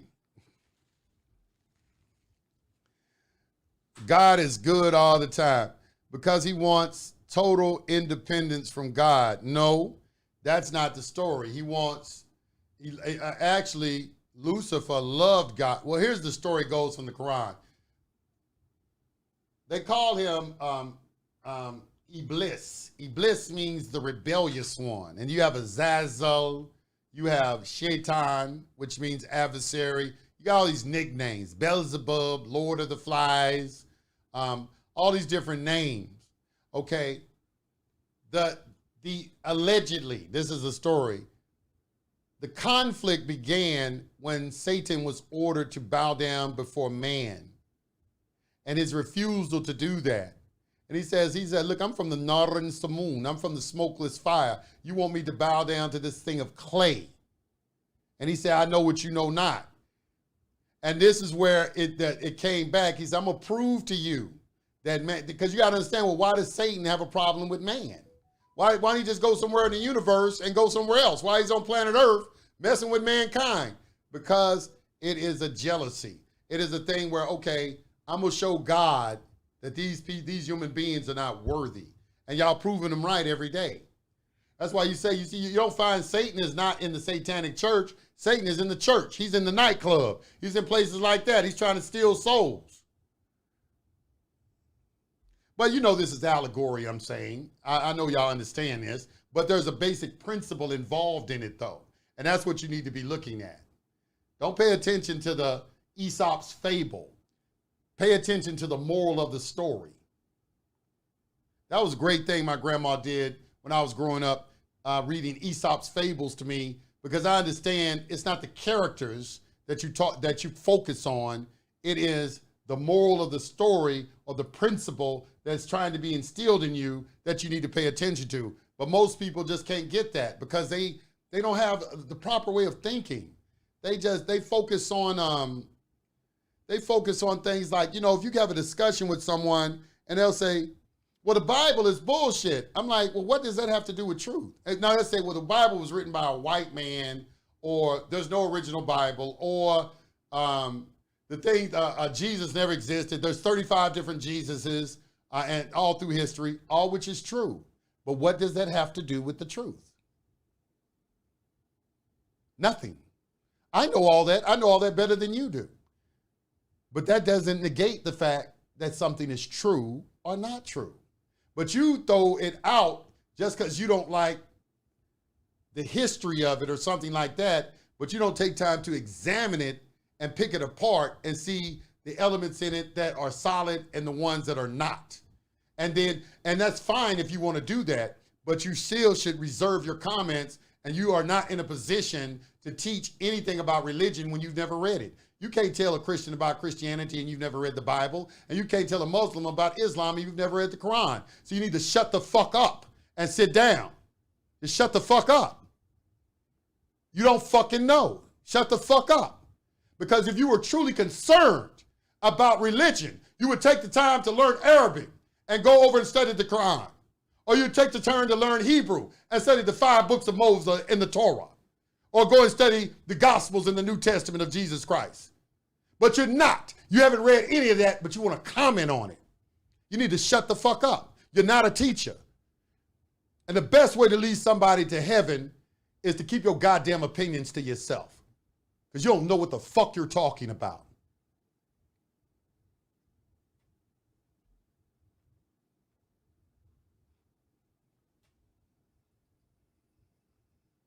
I got the 42 affirmations of Mott right here next to me. I know where it comes from, where a lot of stuff in the Bible comes from. But if I read these 42 affirmations of Mott and I see these same principles in the Bible, what am I supposed to throw it out?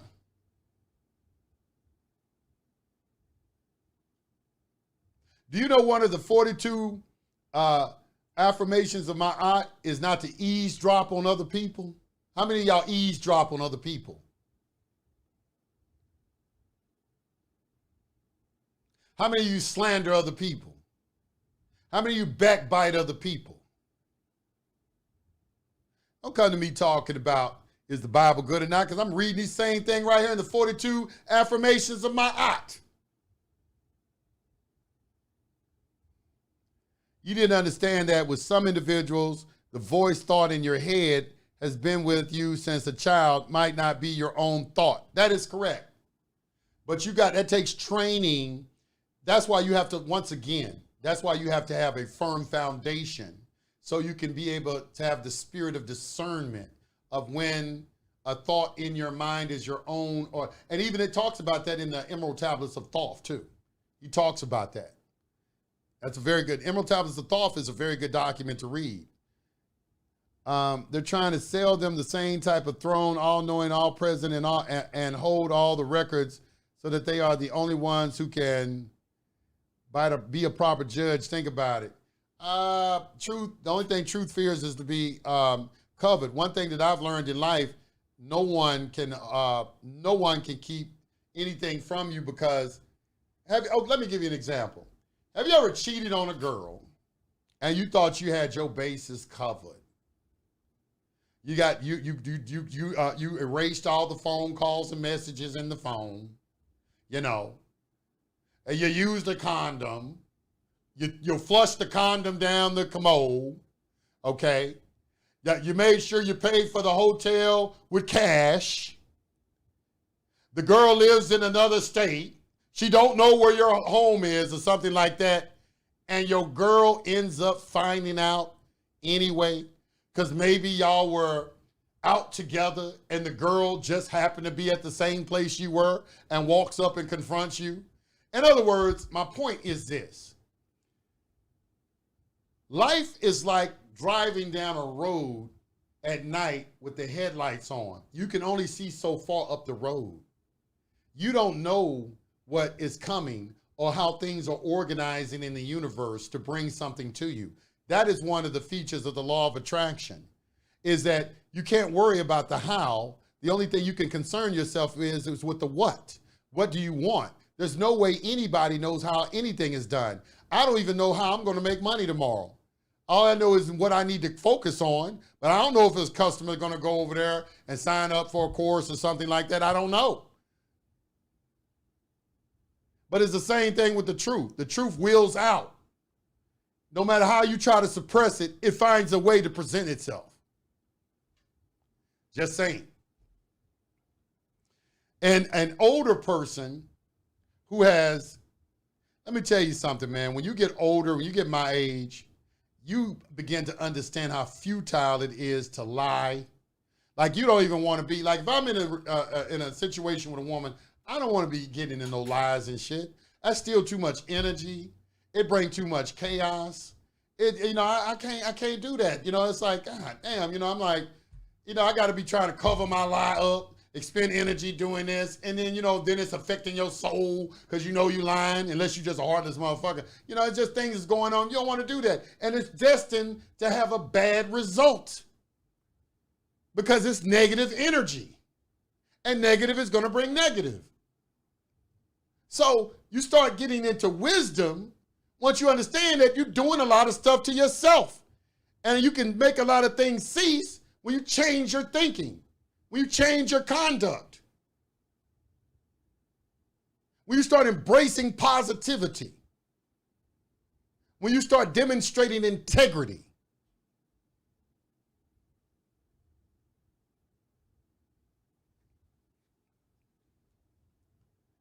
I appreciate the knowledge you give, brother. You're funny as hell. You are the righteous Suge Knight. I appreciate that. Let's see. What else we got in here? Somebody else said yin and yang. He want to be unto like God, but he created not eternal. Yeah, he said he want to be like God in Isaiah chapter 14, but it says he's going to be brought down to the earth, and people are going to look upon thee narrowly and consider thee and say, is this the man that made the earth shake and nations to tremble? And what people be missing is they call him a man. They also call him a man in the book of Revelations. There's a man we talking about. And Revelation chapter 13, 18 with the 666, that's a man. I don't understand why y'all missed that point. This is talking about a man, not some invisible ectoplasmic type being. It's talking about physical beings. The jinn, there are spiritual jinns and there are physical jinns.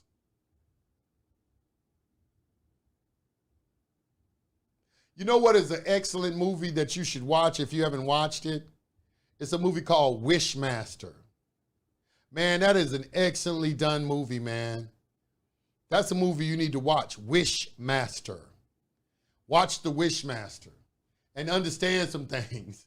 That whoever did that movie, man, those dudes who do movies like that, I think they coming out of like the orders and shit like that. That's like, man, this is an ingeniously put together movie. But it's called Wishmaster.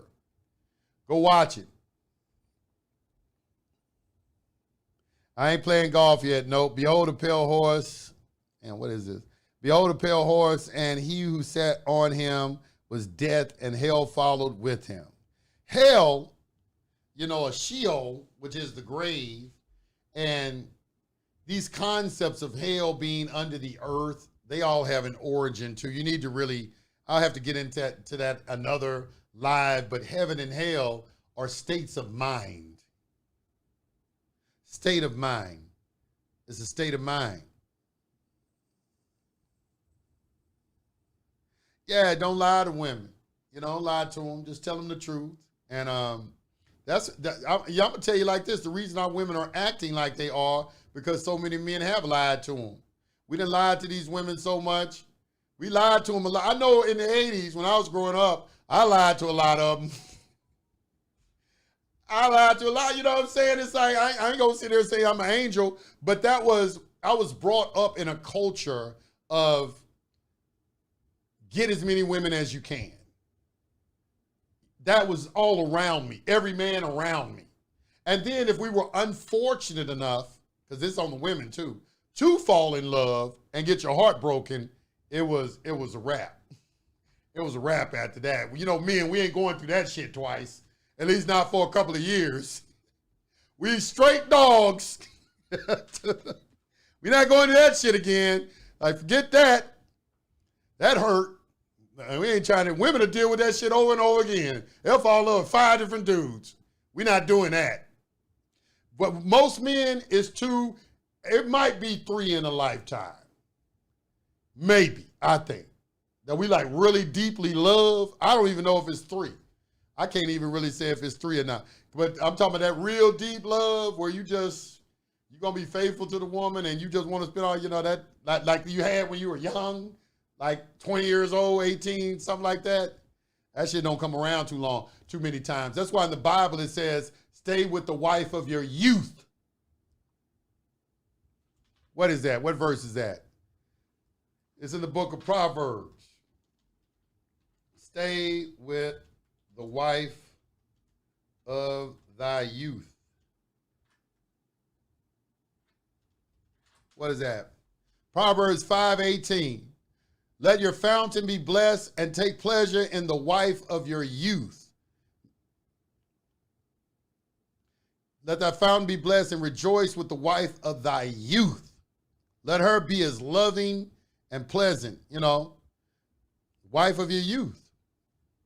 You supposed to get married when you're young, man. Y'all ain't supposed to be all this shit telling y'all, look, y'all, these young girls to go on and get ran through until they 30 and 35-year-old and you're going to send them out there looking for a husband. We need to have a long thing about that because that's the worst information that these women are teaching these young girls is wait to get married.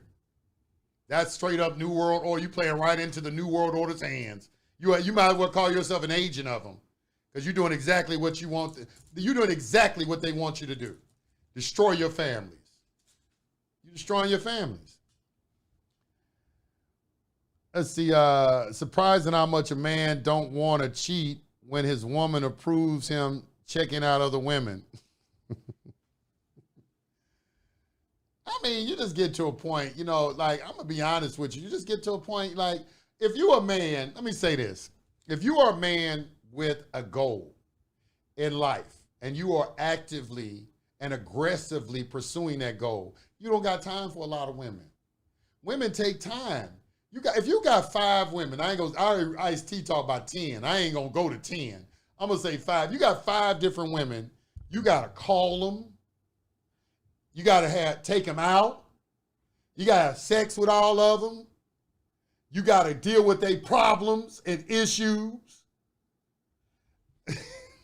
Only people that can do that. That's why the dudes that's getting all the girls pregnant is these Pookies and Ray Rays, because they got time to do that. Dudes who hustle and things like, they got the time to do that. Businessmen, we got time to do that. We got time for that. I know I don't. I ain't got time to be chasing a whole bunch of women. I ain't got time for that. I got some serious, I'm trying to leave a legacy for myself on this planet. I have absolutely no time for that. And that's why most successful men have one woman. They have a wife. Everybody knows that. In all of the millionaire circles, everybody, that's just common knowledge. You got to have your wife. But you have to have the right wife. Not these modern day ones, not the boss bitches and career seeking, and I ain't talking about them. Not them. I got in my career. Ones who want to be wives and mothers and be in a support role. That understands that, okay, I got me a high-performing man who's going to take me with him to the promised land. And my position and my role, I know what it is. Support. Make sure you have the house of peace. And he's going to make sure I have a house. He's going to make sure I live a life of ease.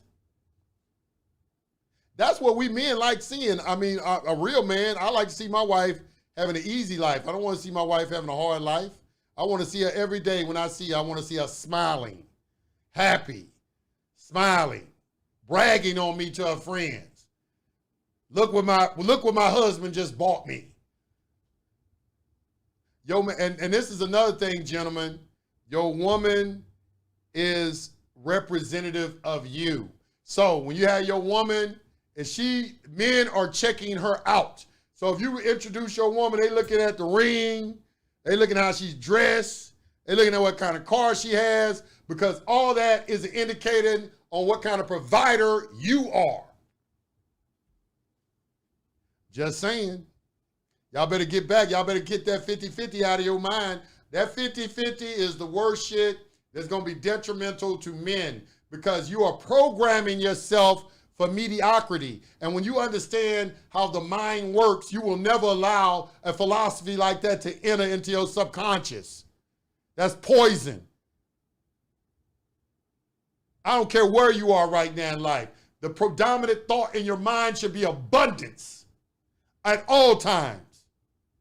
You are a protector and provider. And to go against that, you are insane, because that is not your nature.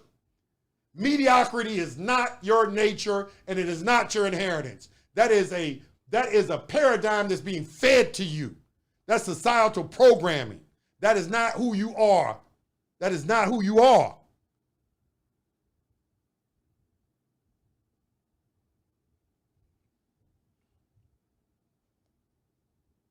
I do have an ex-husband. We have 3 children together, and I'm very proud to say that they are ours. I do have a new husband, and we have no children together, and his son and I raised with him, and he is my son. That's fine. I don't have any problem with that. I don't have any problem with that. I'm not here to judge anyone.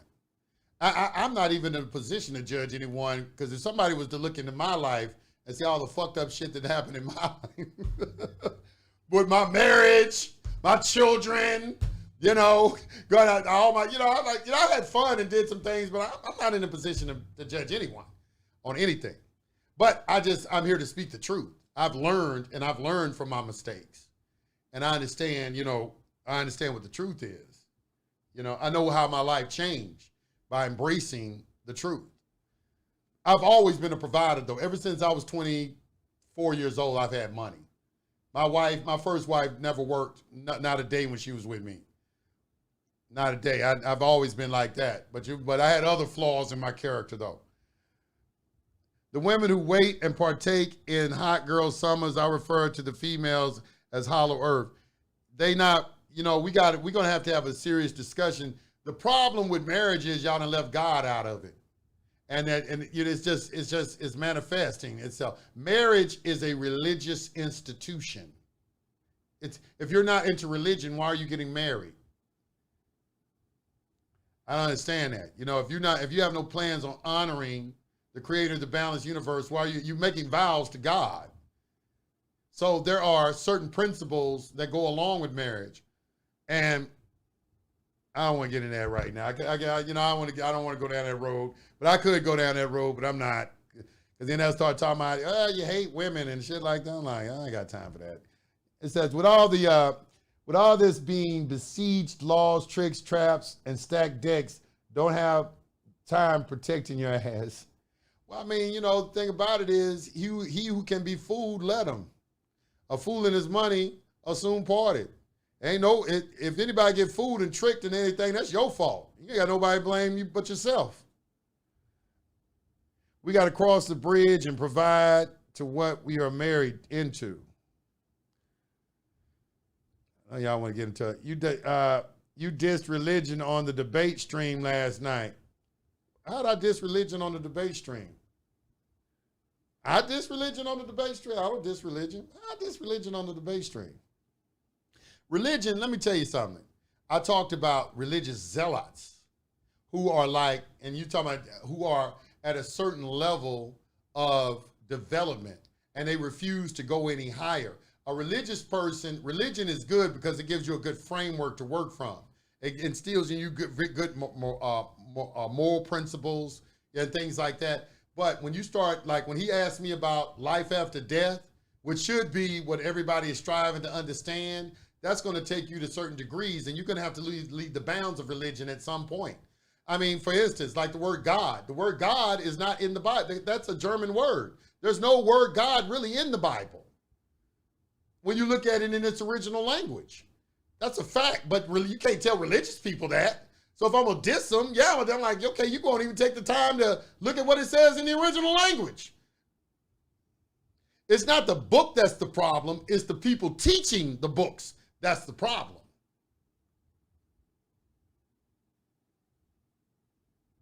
I do work and my husband provides very well, and now I am 56 and my disabled daughter is home now, and he still provides for both of us, and that's great. And that's what he's supposed to do. And you sound happy. Her energy sounds great. She sounds great. She's 56 years old. She have a husband. She get to stay home with a disabled daughter. And he still provides for both of them. Sounds good to me. So I don't work a day because of my husband. I mean, I do run the house, but I could never make my money like he does, and I'm so happy the way raising children and animals. Let me talk about my ex-wife for a minute. I don't know, she might be listening. I hope she is listening. All right. When I first got my ex-wife, when we were young, I was probably about 22, 23, and she was about 20. We were young. We were both young. And so I started out, I didn't have a lot. My aunt kicked me out the house. I moved in an apartment with her. And then that's when we started our relationship. And my ex-wife was she was a ride or die. She was a ride. If I said, let's go rob the bank, she gonna say, pass me the gun. We going up there and robbing the bank. She was just a ride or die type woman. All right. So I don't have anything really negative to say about her. All right. And let me tell you something else, gentlemen. What an older man gave me some wise advice is you never speak negative to your children about their mother.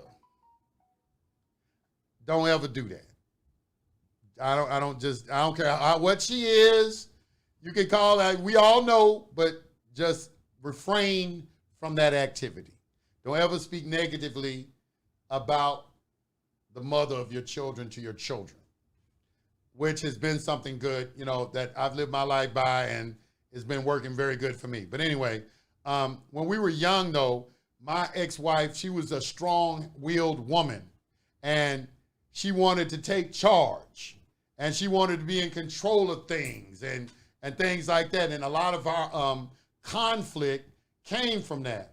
But the problem is that I was disciplined with money and she was not, because I'd been out on my own. I paid bills. I always paid my bills on time, because I understood the principle of you pay your bills and other money just comes.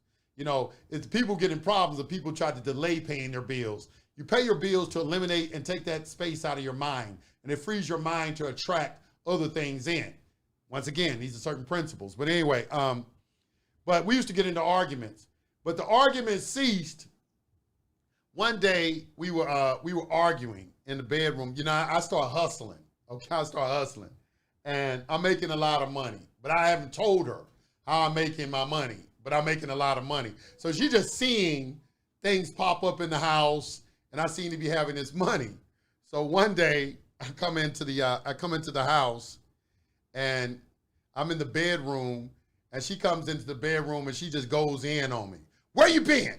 Who you, blah, blah, blah. She's just going in, and I'm trying to I'm trying to avoid the argument, but she got me trapped in the bedroom, and she just really, really going, and she's pregnant too. And she's pregnant, or we had just had our child. I think I'd already had my first child. I think my daughter was young. And we're in the bedroom arguing, and she said, and she's just going in on me. So I pulled out, I had about $10,000 and $100 bills in my pocket. And I pulled it out, and I threw it on the bed in front of her, and I said, there, that's what I'm doing. And to her credit, I'll never forget this, she looked at the money down on the bed, looked me dead in my face, turned around, walked out the room, and never asked me what I was doing at night ever again. Never did. And I appreciated her for that. She just wanted to know what's going on. I said, okay, all right. And, she had my back on everything, and right or wrong. But I appreciate it. And that also, that fighting we had, or that jockeying for power, stopped. It just stopped. It wasn't no more jockeying for power or anything like that. Okay, he taking care of everything. No need for me to argue with him no more. I can't match him on this money. And that's why you got to make money. Because if you want a submissive woman, you got to make money. They're not going to submit to a man that can't take care of stuff. It's just, I know it sounds crazy, it might sound crazy to you, but it's true, It's even in the Secrect. It says, let me tell you what it says in the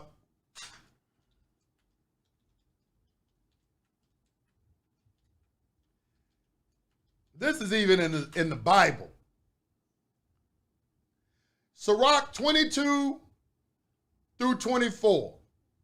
When a man is supported by his wife, there is sure to be anger, arrogance, and humiliation. Let me put this in there. I want all men in the chat to click on this link and read what this 2,000-year-old quote from the Bible is telling you, because I don't want you to think I'm the one just saying it. They've been knowing about this for thousands of years. When a man is, let me read it for you again. When a man is supported by his wife, there is sure to be, let me get my preacher voice on. When a man is supported by his wife, can I get an amen? There is sure to be anger and arrogance and humiliation in the household.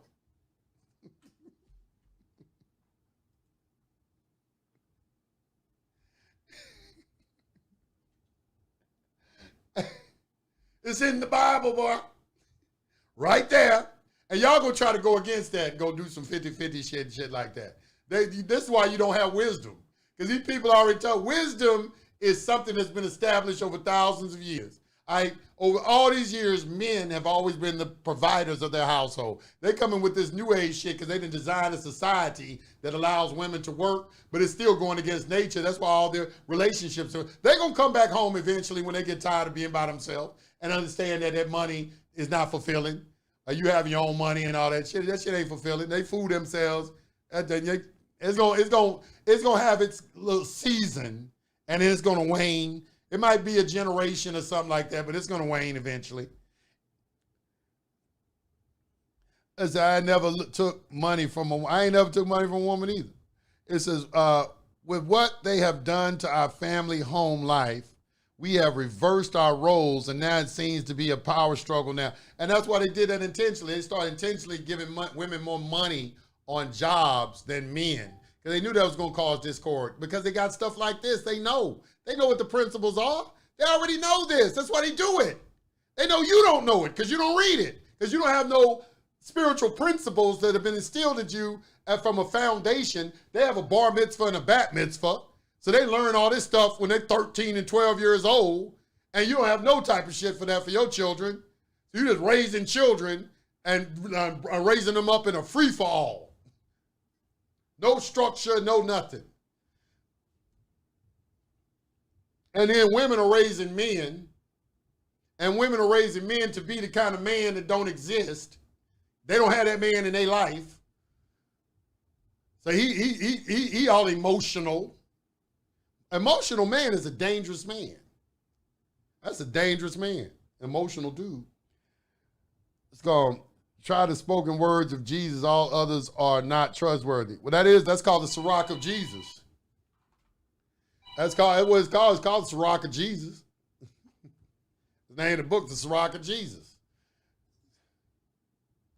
That's a Catholic Bible though. See, you probably don't read the Catholic Bible. What they call the Apocrypha. They took all the books out of y'all Bibles. Sirach of Jesus, also known the book of the Sirach, also known as the Wisdom of Jesus, the son of Sirach, or Ecclesiasticus, is a Jewish literary work originally written in biblical Hebrew. But you should be getting wisdom wherever you can obtain it. Let's say it's one.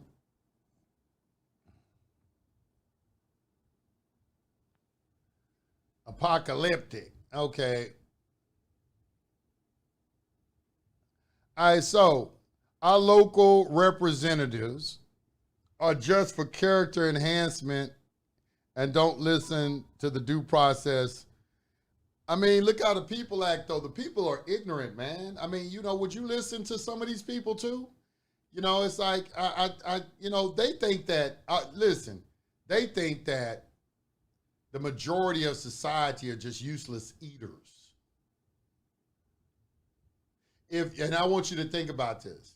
If all you do is eat, sleep, and reproduce, of what value are you? If that's all, because animals do that. Animals eat, sleep, and reproduce. And if all you do is eat, sleep, and reproduce, what is your value? How does that, remember that chart from the beast to the godlike man? If that's all you do, you at the beast man level. So what level in the chart are you at? And why would they need to listen to you? Most of these people in these government offices, you got to understand, they Masons. They understand this character development stuff. And that's what they looking at. Like when Teddy Roosevelt made the statement, he says sovereign has to be responsible for his actions. If you're going to be a sovereign, you have to either govern yourself from within, and if you can't govern yourself from within, you're going to have to be governed from without. Govern yourself accordingly.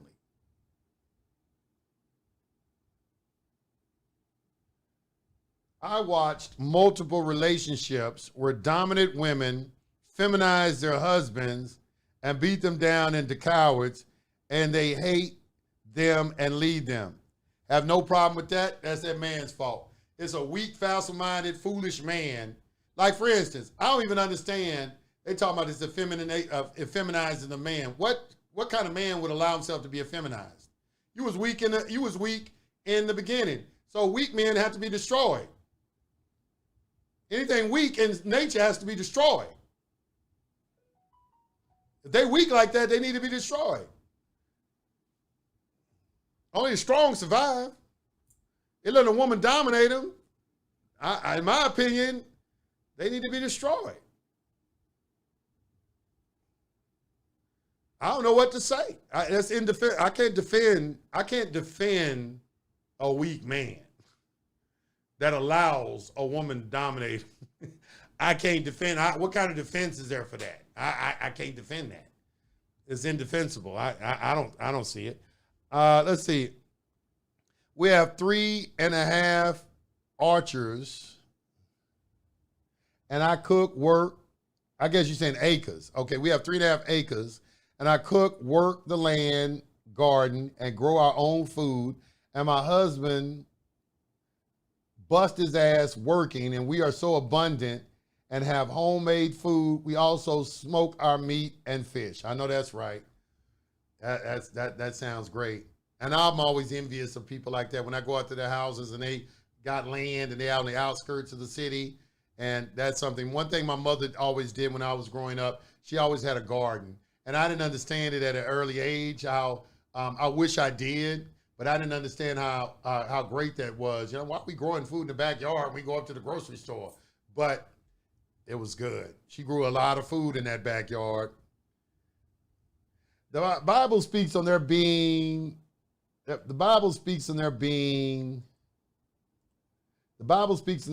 two men made, one in his likeness, rested, mist arose. What? And then he formed a man out of the ground and breathed the breath of life into him. I'm paraphrasing. Okay, I got it. I had to look into that.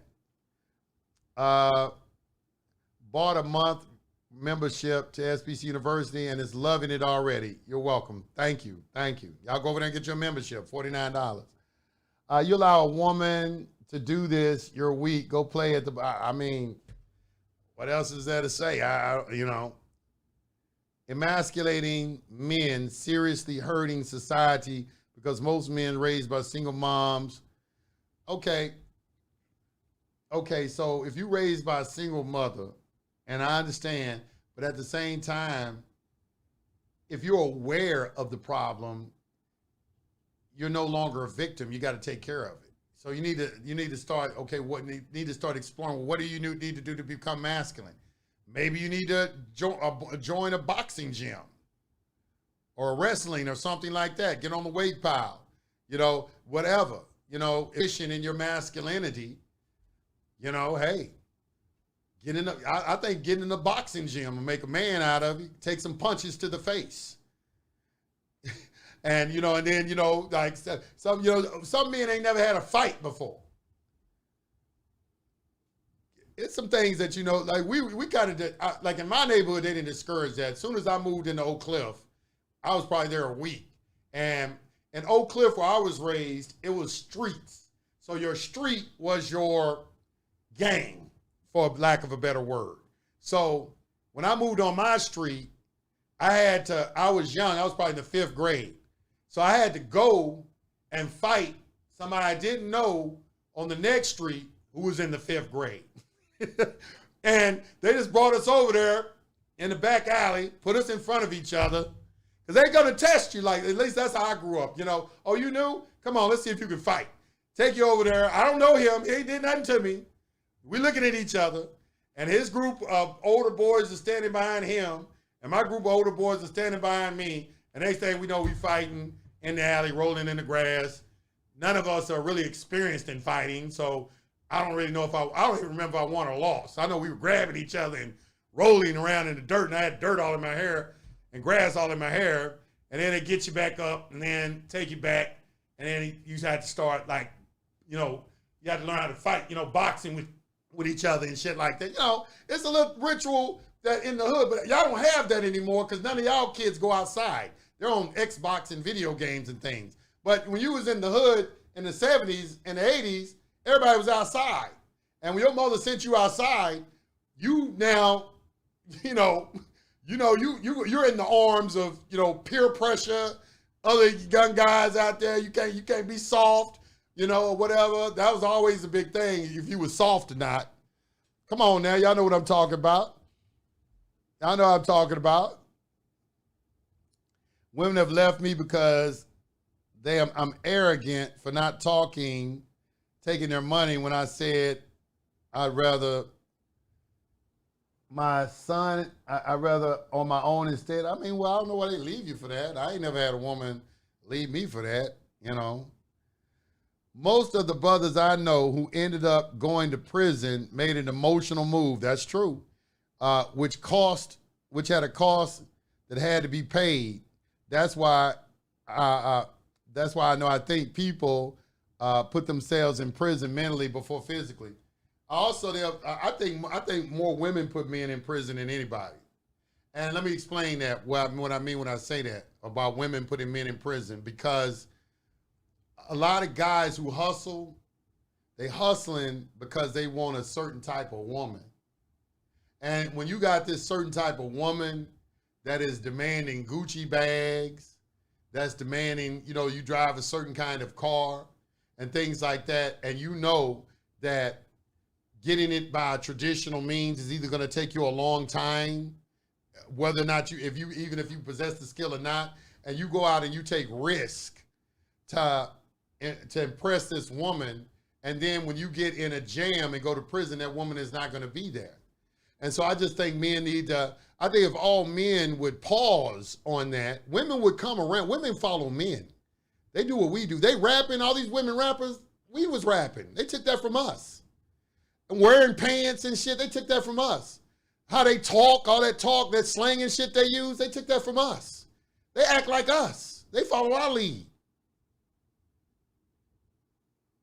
They follow our lead. We the leaders, whether they admit it or not. We built the society that they live in. Everything that they do, the cars they drive. Hell, it's even men that design the clothes that they wear, the shoes that they got on, their purses. I'm just saying. My mother saw when I was a kid around 6 or 8 years old, thought I was weak and crying too much. She put me in football and boxing. Ain't been a bitch since. I know, you know what I'm saying? Put you in that shit. That'll get that bitch up out of you. Boxing and shit like that get that bitch up out of you. You can't be no bitch in box. I remember the first time I had to box. I boxed a guy, his name was Sabu. I still remember his name. I was a little boy, but his name was Sabu. And he was a Golden Gloves boxer. And after I had that fight, he the one that started teaching me how to fight. And man, let me tell you something. I still see it to this very day. People don't understand there is a marked difference between a boxer and a street fighter. A street fighter ain't got no win against a trained boxer. You ain't got no win against it. You'll be lucky, I think, if you can hit him. If you can hit him. But you see it on YouTube. Go on YouTube and watch a street fighter versus a trained boxer and watch how they get clowned every time. It's incredible what that training will do in that boxing. That boxing is like a form of martial arts, man. It's a form of martial arts. It really is. It's a discipline. You're locked out of your house yeah, my mom used to lock us out the house too. Stay outside. Happened a couple of times. But why do women need just stuff?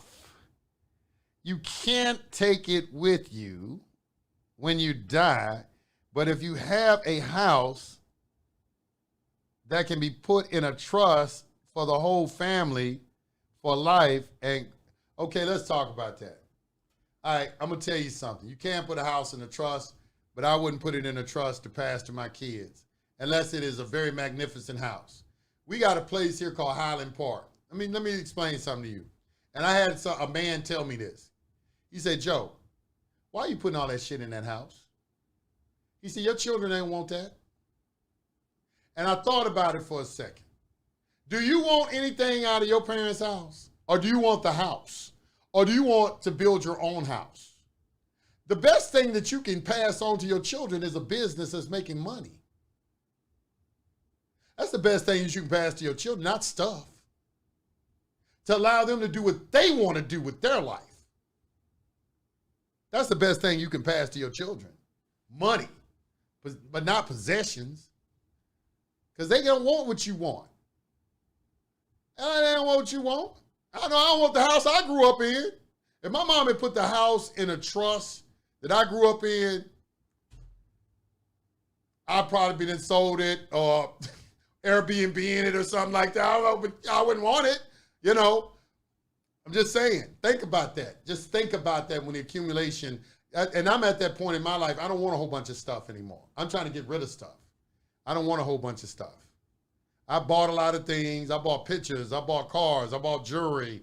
I bought computer electronics. I bought all kinds of furniture, artwork, all kinds of things like that. And none of it ever brought me a deep happiness in myself.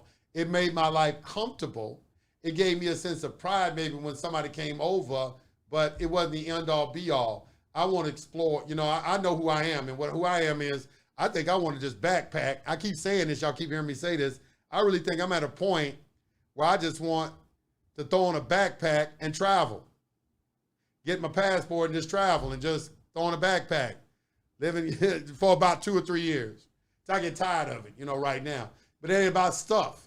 It's about experience now. I'm looking for experiences, not stuff.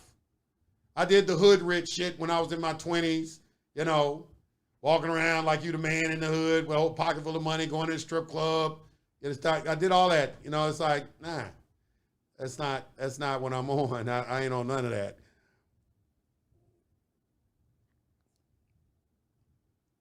And women want things because they are supposed to be your motivation to go out and succeed. They're supposed to be your inspiration. You know, they're supposed to be your inspiration. That's why they keep asking you for things. They built like that because they supposed to be the engine. Don't you know that Napoleon Hill and Think and Grow Rich has a whole chapter devoted to that?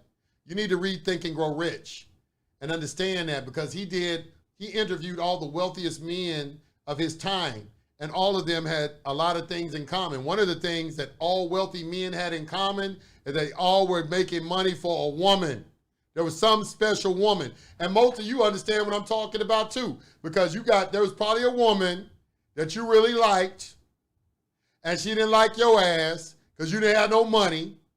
So she got with this dude with money, and you swore up and down, I'm gonna show her motherfucking ass something. And you couldn't wait to the day when you got successful, she'd go and throw that shit back in her face. And by the time you got it in her face, she probably the dude she selected now with some bullshit. And now here you come. And you can't wait to let her know, you see, that was your motivation. That was your woman. Or you got a wife or something like that, you know what I'm saying? That you wanna see your wife in a Mercedes Benz. You know, I don't want to see my wife driving a raggedy car. Your wife represents you. That's why you giving her stuff, because other men are looking. And you know how dudes do, they play a hate. Oh, this nigga ain't providing for his wife. Let me step in. And it's all in the rap song. I don't know what this thing is about this rap song stuff. What is it about rap songs that is supposed to be, I fucked your woman? You know what I'm saying? Why are they so big on having, with all the women in the world that don't have a man, why is it so big of you screwing another man's woman? I don't understand. I don't understand that. You should have your own woman, and that woman is your inspiration to reach higher heights, and that is something that is shared across the board with all successful men, whether they with a woman or not. It's a woman somewhere in the picture. Even with Adolf Hitler, go watch his Hitler, the greatest story never told. He had a woman in the background. He didn't get married to her because all the women in this country loved him. And you know, some of if you're a rock star or something like that, they understand this. That if you get married, it kind of tarnishes the luster of your appeal to the women. So a lot of people stay single because they have a lot of female fans. And that's something that Hitler did. He stayed single in the eyes of the public, but there was one woman behind the scenes that was his lover. One woman behind the scenes that was his lover. He never married her though, but she was his inspiration. She was his comfort. Even he had it. Just saying. I think this was a 90s thing. In the 80s, it was survival. In my young mind, I hustled not to be broke. In the 80s, we were trying to get money too. I mean, I didn't see any difference between the 80s, 90s, 2000s. Everybody was trying to get money and all. And all periods to me, just from my experience, it's just you had to learn how to get money. That's the thing about being older versus younger. When you're younger, you don't know how to get it. When you get older, you know how to get it. That's the difference in being young and old. The average man doesn't become successful until he's 40 years old. That's in Think and Grow Rich too. And the reason that they give for that is because by the time you get 40, you're not wasting your sperm. Your sperm, this is another thing we've been mistaught that the Jews have been taught properly, that the connection between sperm and money. Trust me on this. Do this for me, gentlemen. Let your sperm accumulate, if you can, because it's not easy, for 30 days and watch how much money starts coming to you and watch how many women start coming to you. Let your sperm accumulate in your body without ejaculating for 30 days and watch how much money you start to make and watch how many women start to come into your life. The reason a lot of you can't get a woman because you're masturbating at home, you're spent, you don't have any energy flowing through your body, and women can sense all of that.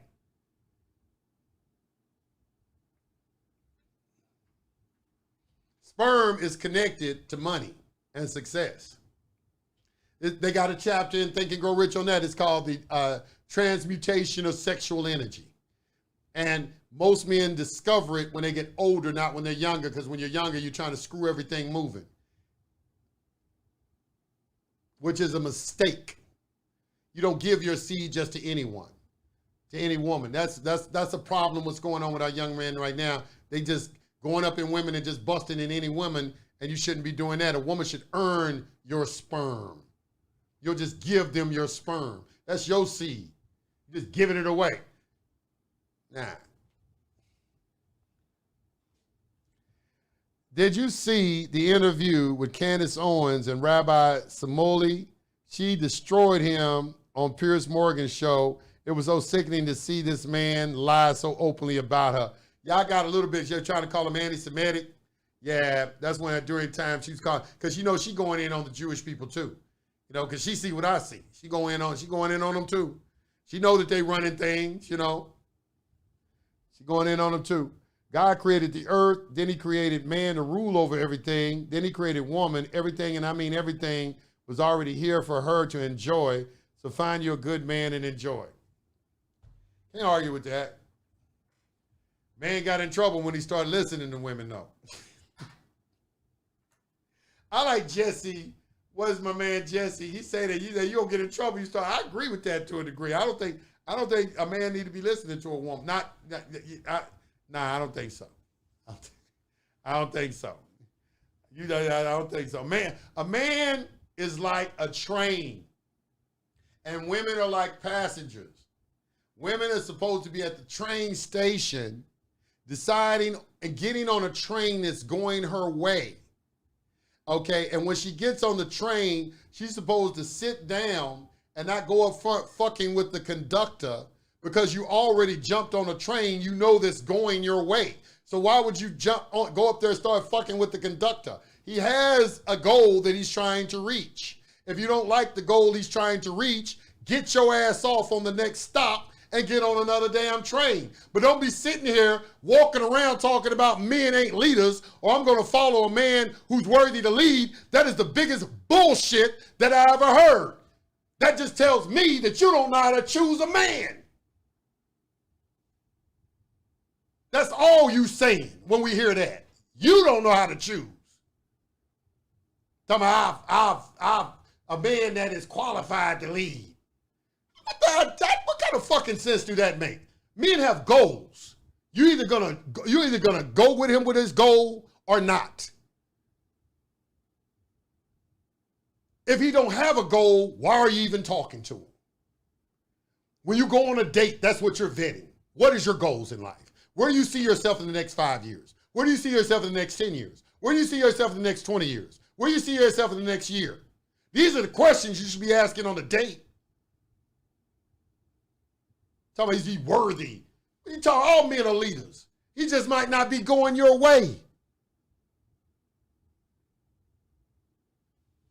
Get your ass off the train. Talking about if he worthy to lead. I hear that shit. I'm like, man, I'm trying to go in on their ass when I say that. It's just showing me that you're a deficient woman. You don't know how to properly vet a man and select a proper mate that's going to provide and protect for you. That's all that's saying. And it don't say, well, men are broke. Now, there's plenty of brothers got money. You just ain't got one. You just ain't never had a brother that'll buy you a car and do things for you. Don't be coming around saying that we broke and everything. You just don't have one. And so you need to look in the mirror and see what it is about your character why you can't attract one into your life. Because men who can provide and do those kind of things, we look for certain kinds of women. We only attracted to certain kind of women.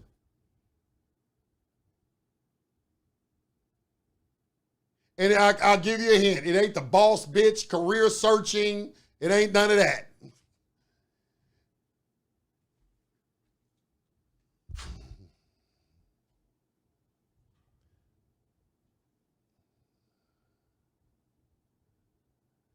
Okay, what time is it?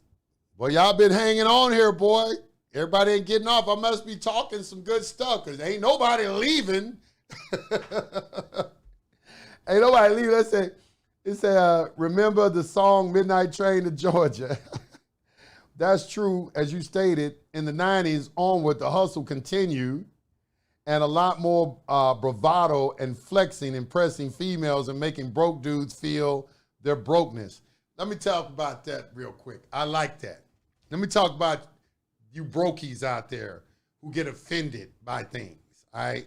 Let me talk to you real quick that are offended because I am telling you not to do 50-50, who are offended because, you know, right now you're not able to get access to certain things that you would like, all right? When I was young, and I was in Oak Cliff, I remember this what changed my life. This one incident changed my life. Back then, the cars, as a teenager, the cars that we all want was a IROC Z, a Mustang 5.0 GT, or a Corvette, all right? As teenagers, those were the hot cars. Got one of those, you got a bad broad, you know, on the side, all right? IROC Z, Mustang GT, Corvette, all right? Now, I remember my neighbor, I don't have no car at this time, and I came outside one day, and the girl across the street, she was older than me, her boyfriend was visiting her. And this nigga had a IROC Z with 928s on it. Now, 928s are built by Centerline. That was a rim back then during that time. Today we got all kind of other rims, you know, have come into existence, but that we was into rims then in the 80s, just like they are today. All right. So he had his car fixed up exactly the way I imagined that I wanted my car fixed up. And I looked at that car, and this is the difference between, I think, men who grow up to be successful and dudes who grow up to be brokies. I didn't have an ounce of jealousy in my heart of him. The only thing I kept saying, the only thing that welled up in my spirit, the only energy that I felt in my chest, I mean, when I saw that, the only thing that I felt was, I can't wait till it's my time. I knew I had a time coming. I knew I had a time.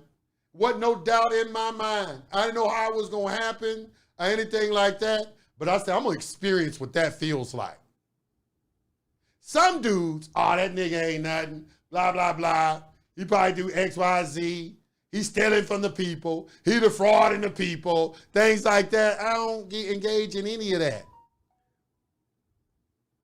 Stay focused on your goal. You're supposed to celebrate success because it is evidence that you can achieve the same thing.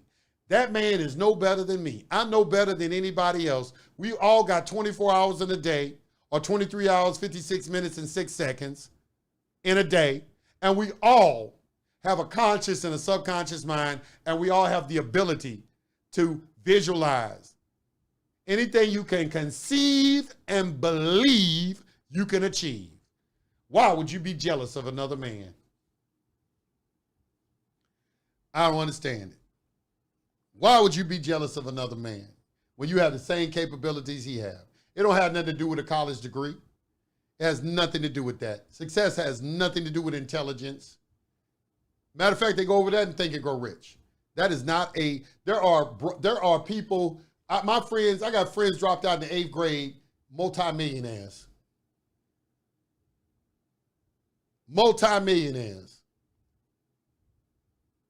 And I got family members with PhDs living check to check.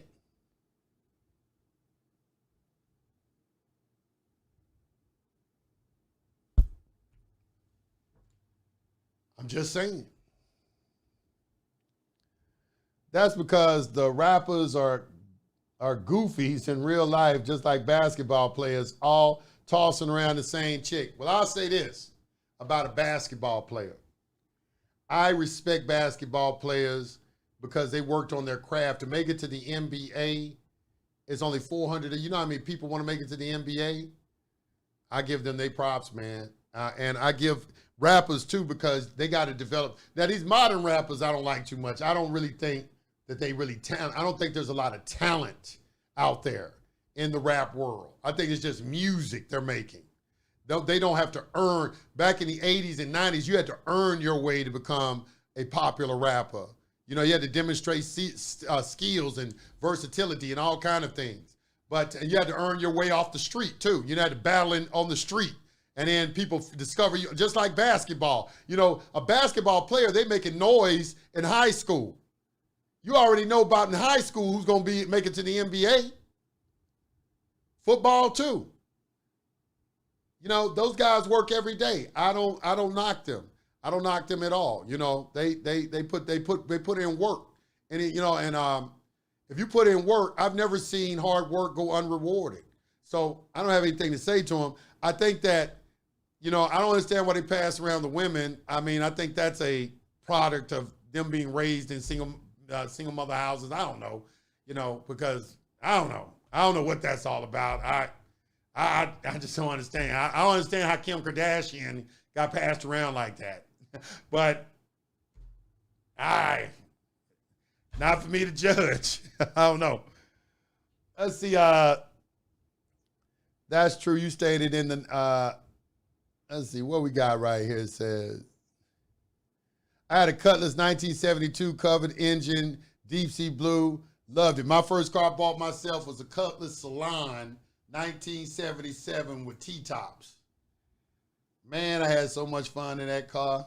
Man, let me tell you. I had so much fun. I was Cutlass head too. I still want me a Cutlass. I'm still looking for one. I'm gonna find me an old school Cutlass, about a 77, maybe a Cutlass Supreme or a 442. I really want a 442 or something like that, but I'm gonna get me one and I'm gonna hook it up. Definitely got the Cutlass. I'm a big, you name my car, I was a Cutlass man. I also like Monte Carlo too. Monte Carlo, the old school Monte 77, 76 Monte Carlos, you can hook those up nice too. But I was a real big Cutlass man. That was one of my favorite cars growing up, was a Cutlass.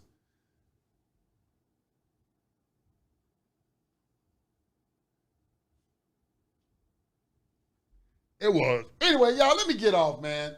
We just been talking. We're supposed to be talking about the election. Y'all in the chat talking about, I'm going to come back on later on tonight, and we're going to talk about dealing with presentments. I'm going back into, talking about, status correction and all that. I'm getting back on that train tonight, and it's going to be around probably about 7 o'clock Central Time. All right, so y'all keep it locked here. But y'all enjoy the rest of your day. I got to get off. It's almost 3 o'clock. Peace to the gods, and I will see y'all on the next live. All right, peace, y'all. I'm out.